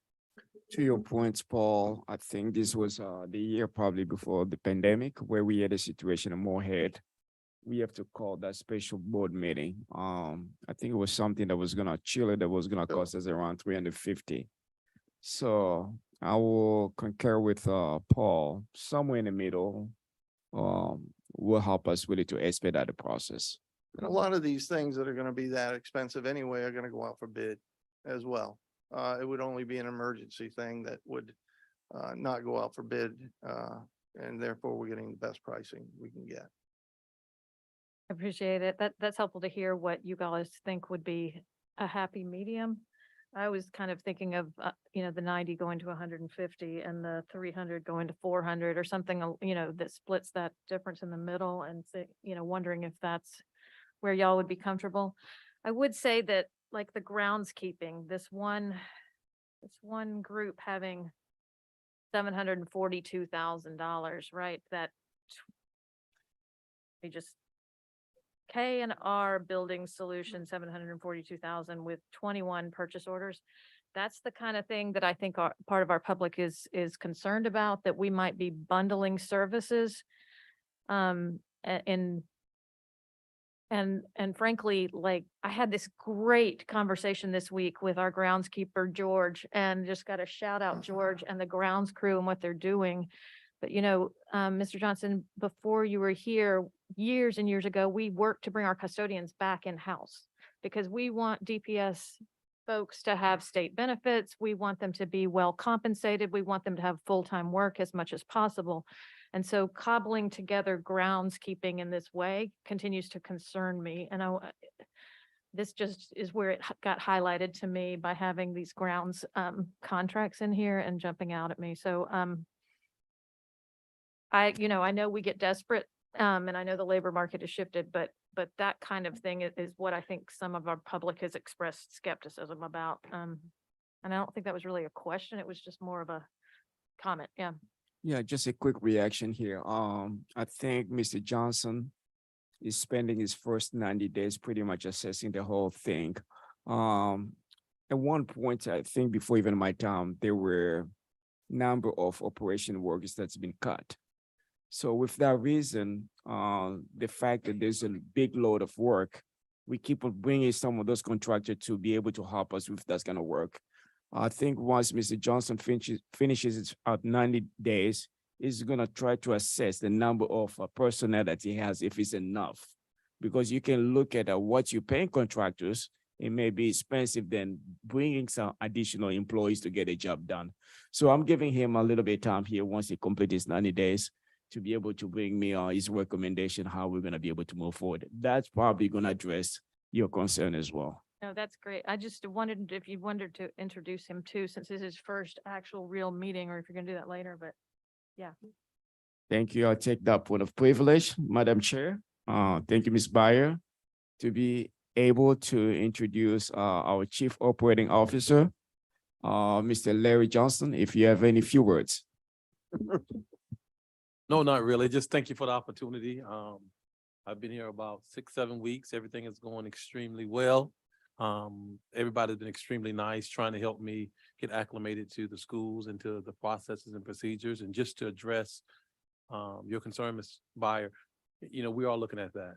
When we're talking about around 16 employees when it comes to grass cutters, with 55, 56 sites, that's a lot of grass cutting. So we've had to utilize outside vendors. We're gonna look at that because we need to get on a rotation where our schools are at least touch every 10 to 12 days because we need to keep up our facilities when our parents and our kids come on campus, even during the summer. So we are looking at that and we will be providing an update very soon. Thank you for being here. May I? I just want to point out when we change those policies also, to your point, Ms. Byer, language from the original policy was removed because we were having so many of these kinds of issues. That language read that they had to get board approval for any vendor that was receiving over a certain amount, right? So, and that, since that was taken out, that's why we're at that 700. And so I would ask that as we kind of, let Mr. Johnson get his land legs, that Mr. LaSura and I and Mr. Johnson kind of huddle again and see if that is something that needs to get put back in. So I just wanted to lift that up. Thank you. Just a little comment in terms of what was mentioned with groundskeepers, because I also we've had opportunity to talk to some folks who tell us about the risk of the work. We think about the work and we just see everything done and we're like, it's easy peasy. But a groundskeeper was telling me about snakes. And there's like, marshes, like there are areas that actually do have water that look like natural or even man-made, kind of like ponds, like small little ponds. They're not they're not lakes, right? But it's like all of a sudden he was telling me that he felt like, going in there, like the risk of the work, like he's like, people don't see the risk that I take, and I can wear those plastic, those boots that cover up to my knee. And and he was just explaining to me, like, I am not going in there. I am not going in there. It's a risk for our kids, right? If there are, and so they're critters sometimes, we really don't think about the risk of the work. And so I do think in terms of protecting our staff, if there are risks that our staff doesn't need to take, then, I support, these kind of opportunities to figure out people who might be better equipped to deal with that as we continue to kind of figure out like some of those risks. But I do remember that groundskeeper telling me, like, he was with a group and he was just explaining, like, people don't see like the things that we do to keep our kids safe, when it comes to that. And we live in a natural environment, luckily, and there's a lot of good things about the work that they do, but obviously with any job, there's some risks. Just wanted to mention that. Ms. Rogers? I sort of feel the same way as my colleagues, Ms. Byer. Specifically talked about landscaping, but also one of the red flags on the list for me was custodial services and how much of that is being contracted out. And I know it's work that we have to do. Are any of these contractors being used in lieu because of positions that are currently posted and unfilled? Probably some. A lot of times, a lot of those funds or services that you're seeing is because of summer programs and trying to get the school turned around in a short period of time. Even though custodians are in the building, if we have in summer bridge programs or different things like that, we don't have a lot of time to turn the school over before principals and teachers start to return. So sometimes we have to contract those services out in order to get everything completed. No, totally understand. And are we using the same measurements in terms of minority and payment that we would if a contract came before the board to be reviewed? Can anybody speak to that? I cannot speak to that at this point. Okay. I can't, but I can bring you back information to make sure that Yeah, we are doing that. Yeah, if they meet the same standards of the contracts that would come before a board that we're offering everybody else. So they Women owned, minority owned, Minority. are paying a living wage, those and things. when bids go out, the things that we look for in some of the Yeah, bids. the standards when bids go out. Yep, exactly. And if we could find out when something is done because of a vacancy and how many vacancies that is. and what we're doing to kind of mitigate that. Right, because we have graduates every year that could be applying for these positions. Are we showing up at career fairs and recruiting in that way? It's a lot of money. It's important to us. I think that it's reinvested in the Durham community. And we don't really know that when we're contracting out vendors. And so we should kind of find those things out. I do support kind of pulling back a little bit as we review that. Because I think really the intent was for the construction projects as opposed to the other contracts and bids. So I look forward to hearing what my colleagues have to say about that. Yeah, it just seems like a whole lot of money that's happening without approval. And I think our public has expressed that concern clearly. And we need to respond. Thank you. Ms. Lewis or Ms. Chavez? No? This is for discussion, I believe, but we do want to give some direction to our administration on what we would like to see next. And so it does sound like I hear clear direction around looking at the language around the policy when a vendor reaches a certain number, right? Does that need to come back before the board? Sorry. The language that I indicated had Yes, been ma'am. removed. Okay. The language that you indicated, Ms. Giovanni.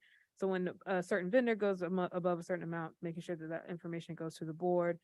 Mr. Lasore, you offered was it monthly or quarterly reports in our board meetings? We will bring you monthly reports. Okay.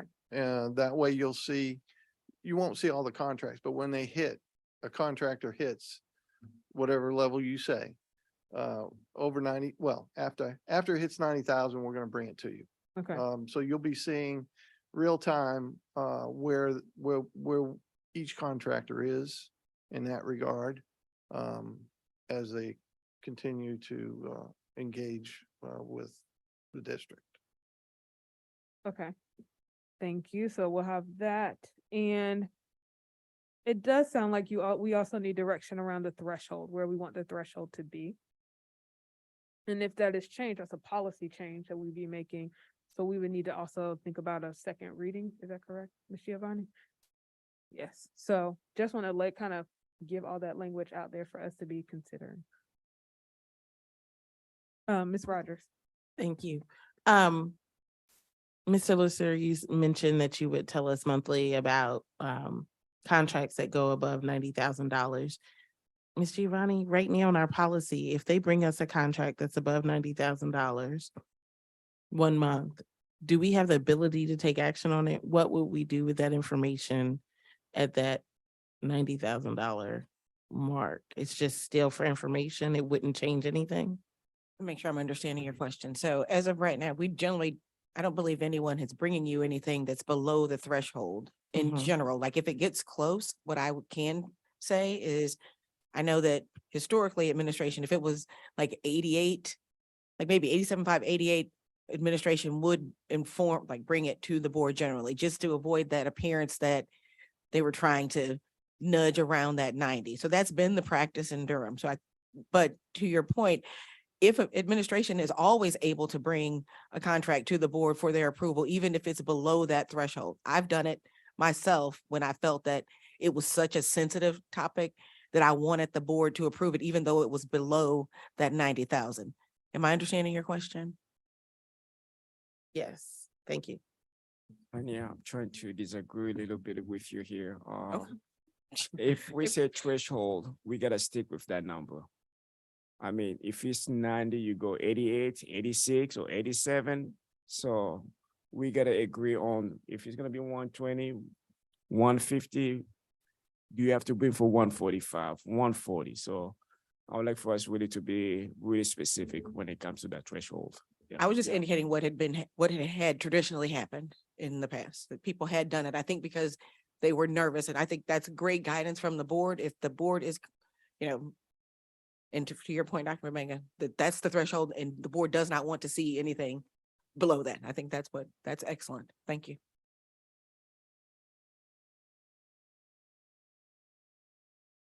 Ms. Rogers, did you have anything else? Ms. Valladares?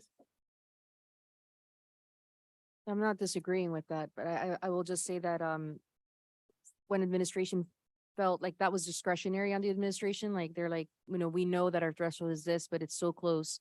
We just wanted you to know. And those are like the meetings that we have in our subcommittees. And I just remember hearing that and appreciating, because it's not something we're requiring, but it's something like the administration feels like this is very close to it. And that, so I'm not disagreeing. I'm just saying that discretion in terms of communication, in terms of like, it's so close. Like I appreciated that, I appreciated that it was very, very close to that.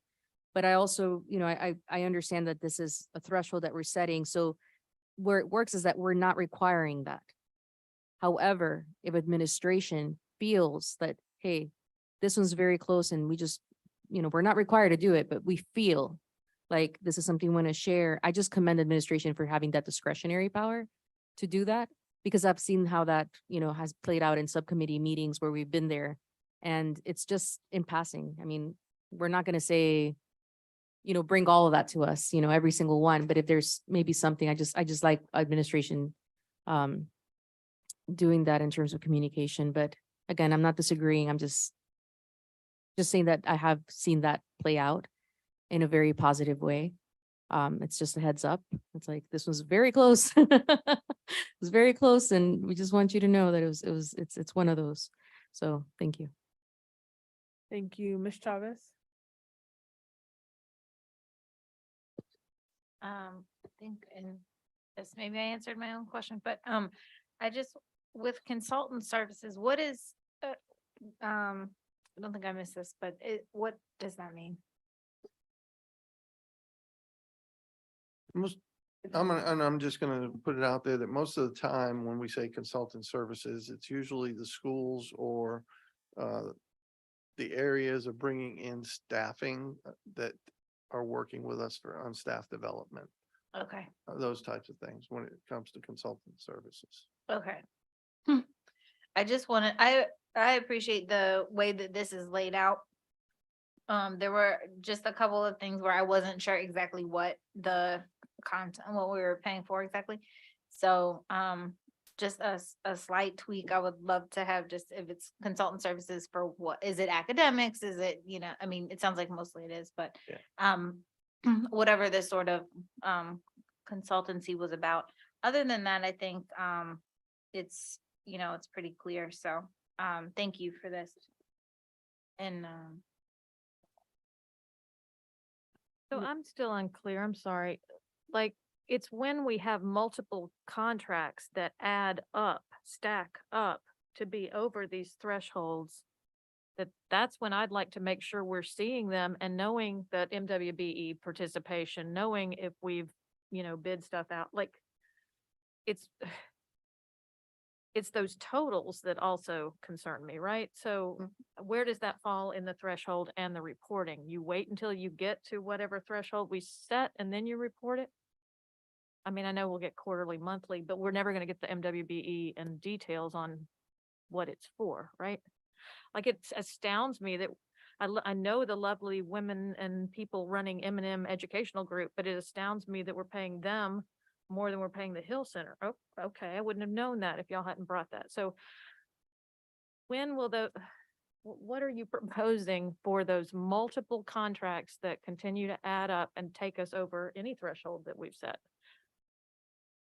Just reports or more detail? So currently, if I am paraphrasing Ms. Giovanni correctly, so please jump in if I don't. In the policy and the way it's currently written, there's not anything. We just will get it in the report. What she did suggest, though, is that we relook at that policy and the language that previously was there, that when a certain vendor would get to a certain threshold point, that it would come before the board. In practice, board members, prior to that language being taken out, if a vendor was at, let's say, 89,000, right? They wouldn't need approval. And then once they got every contract over that, like if it was for $1,000, if it was for $500, that then had to have board approval because the total to that vendor was then over that $90,000 threshold. And that was kind of the thinking for taking it out because it gets to be a little onerous. But when you're talking about these numbers, I think it's a lot, like I said, if with the board's permission, we would like to, kind of talk it through and look at these numbers that Mr. Lesueur has shared with us. And I think we can, come up with a recommendation for the board. And it may be that that language go back in there verbatim. I always want to be completely transparent and make sure the board and our community's comfortable. Thank you. I do need some clarity though, because I think what you're asking from us is and to come back at the work session with a recommendation with these amounts. And what I heard, did I hear 150 for services? But I don't know what I heard for the construction. I heard I- 400 for Yeah, I construction. just threw out some numbers. I liked those Okay. numbers, but Thank you. I don't know if they're what y'all want or what works for your logistics. That matters. Yeah, we talked in the we middle. talked about going to the middle, so I think that would put us at 150 or 150 for that and 400 for the other. And this will come back for us for another reading. So board, if we want to make changes, we can do it at that time. I'm going to ask a little bit of a different question. We're kind of scrutinizing the contracts on the other end, but when schools are putting forth and wanting to contract, what is the process that they go through for, and then we might not have that answer tonight, but might need to bring back. And the reason why I ask that is I know several schools, I think, use M&M for different testing. If they are going through a process to say, hey, this is who we want to use, this is the need it will fill, this is, what we're doing. I want to make sure that we don't getting in front of that on our board end, right? If a school has already worked with their supervisor or whoever they're supposed to advocate for the contract, I just want to make sure that we don't create a process that slows that down for a school on the other end. So I don't know if anyone has an answer or we need to bring that back for our next question. So those contracts can be entered into by schools. And if you look in the detail, you have 1, 2, 3, 4, 5 schools. And the contracts are are ranging from 18,750 to almost $40,000. Then you have federal programs that is doing it for a multiple number of schools at the same time. And then you also have your K-12 teaching and learning area that's also bringing them in to assist and to provide the services that needed to get the teachers and staff in trained the same way. I appreciate that, Paul. I think when we bring this back, if we can just have maybe a little information, it might come from you, Dr. Stewart or Dr. Mabinga, to understand how schools and departments are making the decisions on their end, because I think that will also make me feel differently when the contract comes to the board to know we know the schools have their own budgets and they can enter into contracts, but they work with their supervisor and this person and that person. And here's some standards that we put forth. I think that's also really important because I want to honor the agency that many of our schools have with their budgets. All right, I will say thank you for that. This year, all principal supervisors will view all contracts. So they have been trained by Ms. Stephanie Williams. And so that is in place, but we will make sure all those other areas are addressed. Thank you. Point of clarification. Your policy 6420 currently indicates that principals can enter into contracts for services, purchases up to $10,000, provided that they're using forms that have been approved by an attorney. So that would be the limit there. Any amounts that would be greater than that, the schools would need to go through student services. Thank you. And again, I don't want to take away folks' autonomy in that. And also want to make sure that we're doing our due diligence, right, with our funding as well. Ms. Rogers. So I also noticed that each of the vendors has a PO count. Is it correct to assume that each entity or operation, school, whatever it is, would have a separate PO for their contracts with the Yes. same vendor? Yes. And so when you offered us that information, would exhausted POs be provided as well or no? Like if a school has reached their $10,000 threshold with this particular vendor, once that PO has been exhausted and that vendor is at the $90,000 threshold and it's presented to the board, would that be shared with us? So we'll provide you a breakdown just like we did today. So that way you can see who and what, where and how we got to that level. Because schools are doing things individually. They're doing it at different times of the year. And then they just continue to mount until we get to that threshold. The expectation is that any contract that's specific to instructional, curriculum and instruction, professional development, that it is in direct alignment with their school improvement plan and goals. I'm good, thank you.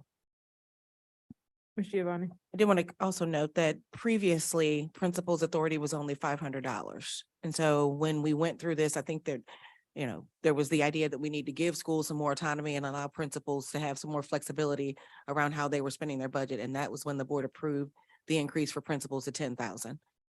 Thank you. Thank you. Chair, Yes. if I could also add, Of course. under the same provision, response bit to Ms. Rogers' questions, principals have the authority to enter into these contracts up to $10,000. They're required to report those contracts to central services only twice annually. So That doesn't mean that's when they're doing it. That's just how your policy reads. So just for clarification, all these contracts I sign, they come through my desk. And usually I'm going to say that M&M is probably Title I schools that are getting services for that purpose. And that usually goes through a second level of approval. Dr. Danner usually signs off on those before I do to make sure that it's part of their Title I plan that they developed when they did their school improvement plans to ensure that it's in alignment with the plan for the year. So what I'm also hearing from y'all is there's multiple checks and balances on that end, on our central services side to ensure, and I hope that no one hears this coming across that we don't trust that our principals are doing great work, right? That is not what the intention is here. I think it's also us figuring out our due diligence as a board around our fiduciary responsibility. So Dr. Stewart. And I will say, on our end, we are looking for a return on the investment. In the past, and I will say this on record, I've seen where we have supported certain vendors over the years, and there was not a return on the investment. So when we continue to provide money to vendors and schools remain in low performance status, that's not acceptable. So I have personally shared with principals, we will not make a contract, enter into a contract agreement with this particular company. Thank you, Dr. Stewart. Ms. Chavez? Just a question about what you brought up, Ms. Murchison. With the reporting that principals do, is that it needs to happen twice a year? When is that scheduled regularly? Or are there dates when you collect that information, or is it at any point twice a year? I will say at this point, if it's reporting to the district, they're reporting it when they submit their contracts. Okay. If it's reporting it to the board, anything over $10,000, that's not probably happening unless it hits this threshold. And we provide you the school that contracted with a vendor that's over the $10,000 limit. So they could have multiple contracts with a vendor, less than $10,000. They might use them quarterly and they only do a contract each quarter if it's necessary. But I'm not saying that's the case. Yeah. Most of these contracts, when they come through, they're at the levels that you see for the most part listed here for the purpose of schools contracting with M&M and the other programs that are available. I'm just trying to get a sense of what monitoring there is from your office with the principal spending, which and we did, elevate that threshold so there would be more autonomy, which I do think is important for principals. But just, that's what I'm kind of wondering about, the monitoring and making sure that there's that oversight. And Dr. Stewart, to your point, I mean, I'm glad about the, making sure there's that ROI when we see the purchases come through, but yeah. So just in that vein, so Dr. Stewart, you would be the one having that conversation about contracts and the effectiveness of whatever was being purchased. Yes, I will continue the conversation. Right now, all principal supervisors are to review and approve all contracts. At the federal Title I level, that is Dr. Danner, and that goes through one of his specialists, then Dr. Danner. But I will follow through and ensure that there is an ROI, because that's at the end of the day, we need to move the needle forward. Thank you. Just quick comments here. When it comes to funding that's available to our principals, they don't have a lot. They have a 061 money, and then they have all these federal funds with Title I that's pretty much managed by Dr. Denner. The 061 money that they have, unless they have some other grants that they're applying themselves, which they have to work and comply with Dr. Denner. School, they do not have a lot of discretion money. They may have money with the booster clubs, athletics, and things of that nature. But other than that, most of the fund they have is 061 or the one they have with those Title I. All right, so I'm gonna try to summarize and recap again. It sounds like we need to have this back for our work session in September for second reading. I hear some consensus from the board around $150 as a threshold and 400. 150,000. I'm sorry, 150,000. 150,000 and 400,000 for a threshold. We also want to revisit the policy language so that when a vendor gets above the threshold, that contract comes to the board. And we also, I think my question around what happens in the contracts on the central office side before is answered, so I don't need a follow-up on that. We good?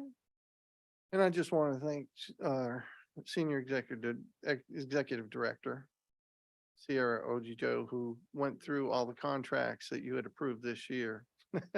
Thank you. This past year.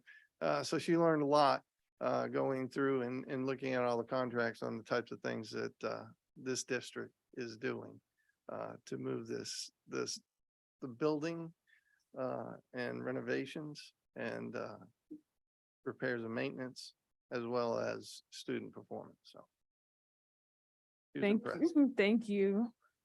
As we were having this discussion, I thought about, we have a new Northern High School opening, we have Marie Massenburg, they'll be opening soon, and how we are grateful to be expanding our footprint, but also with expanding that footprint means there are additional buildings and grounds and square footage to make sure we have to clean and support.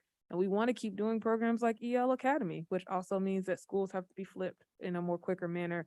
So I see also the need for many of the things that we're doing to keep our schools beautiful and the community and the grounds around them looking really good. So thank y'all for that. That is direction, Ms. Giovanni, Mr. Lasore, we good? Y'all ready to? All right.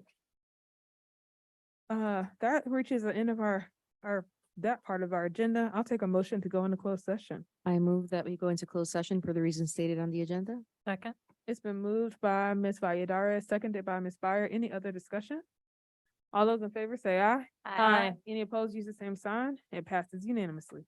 We're now in closed session.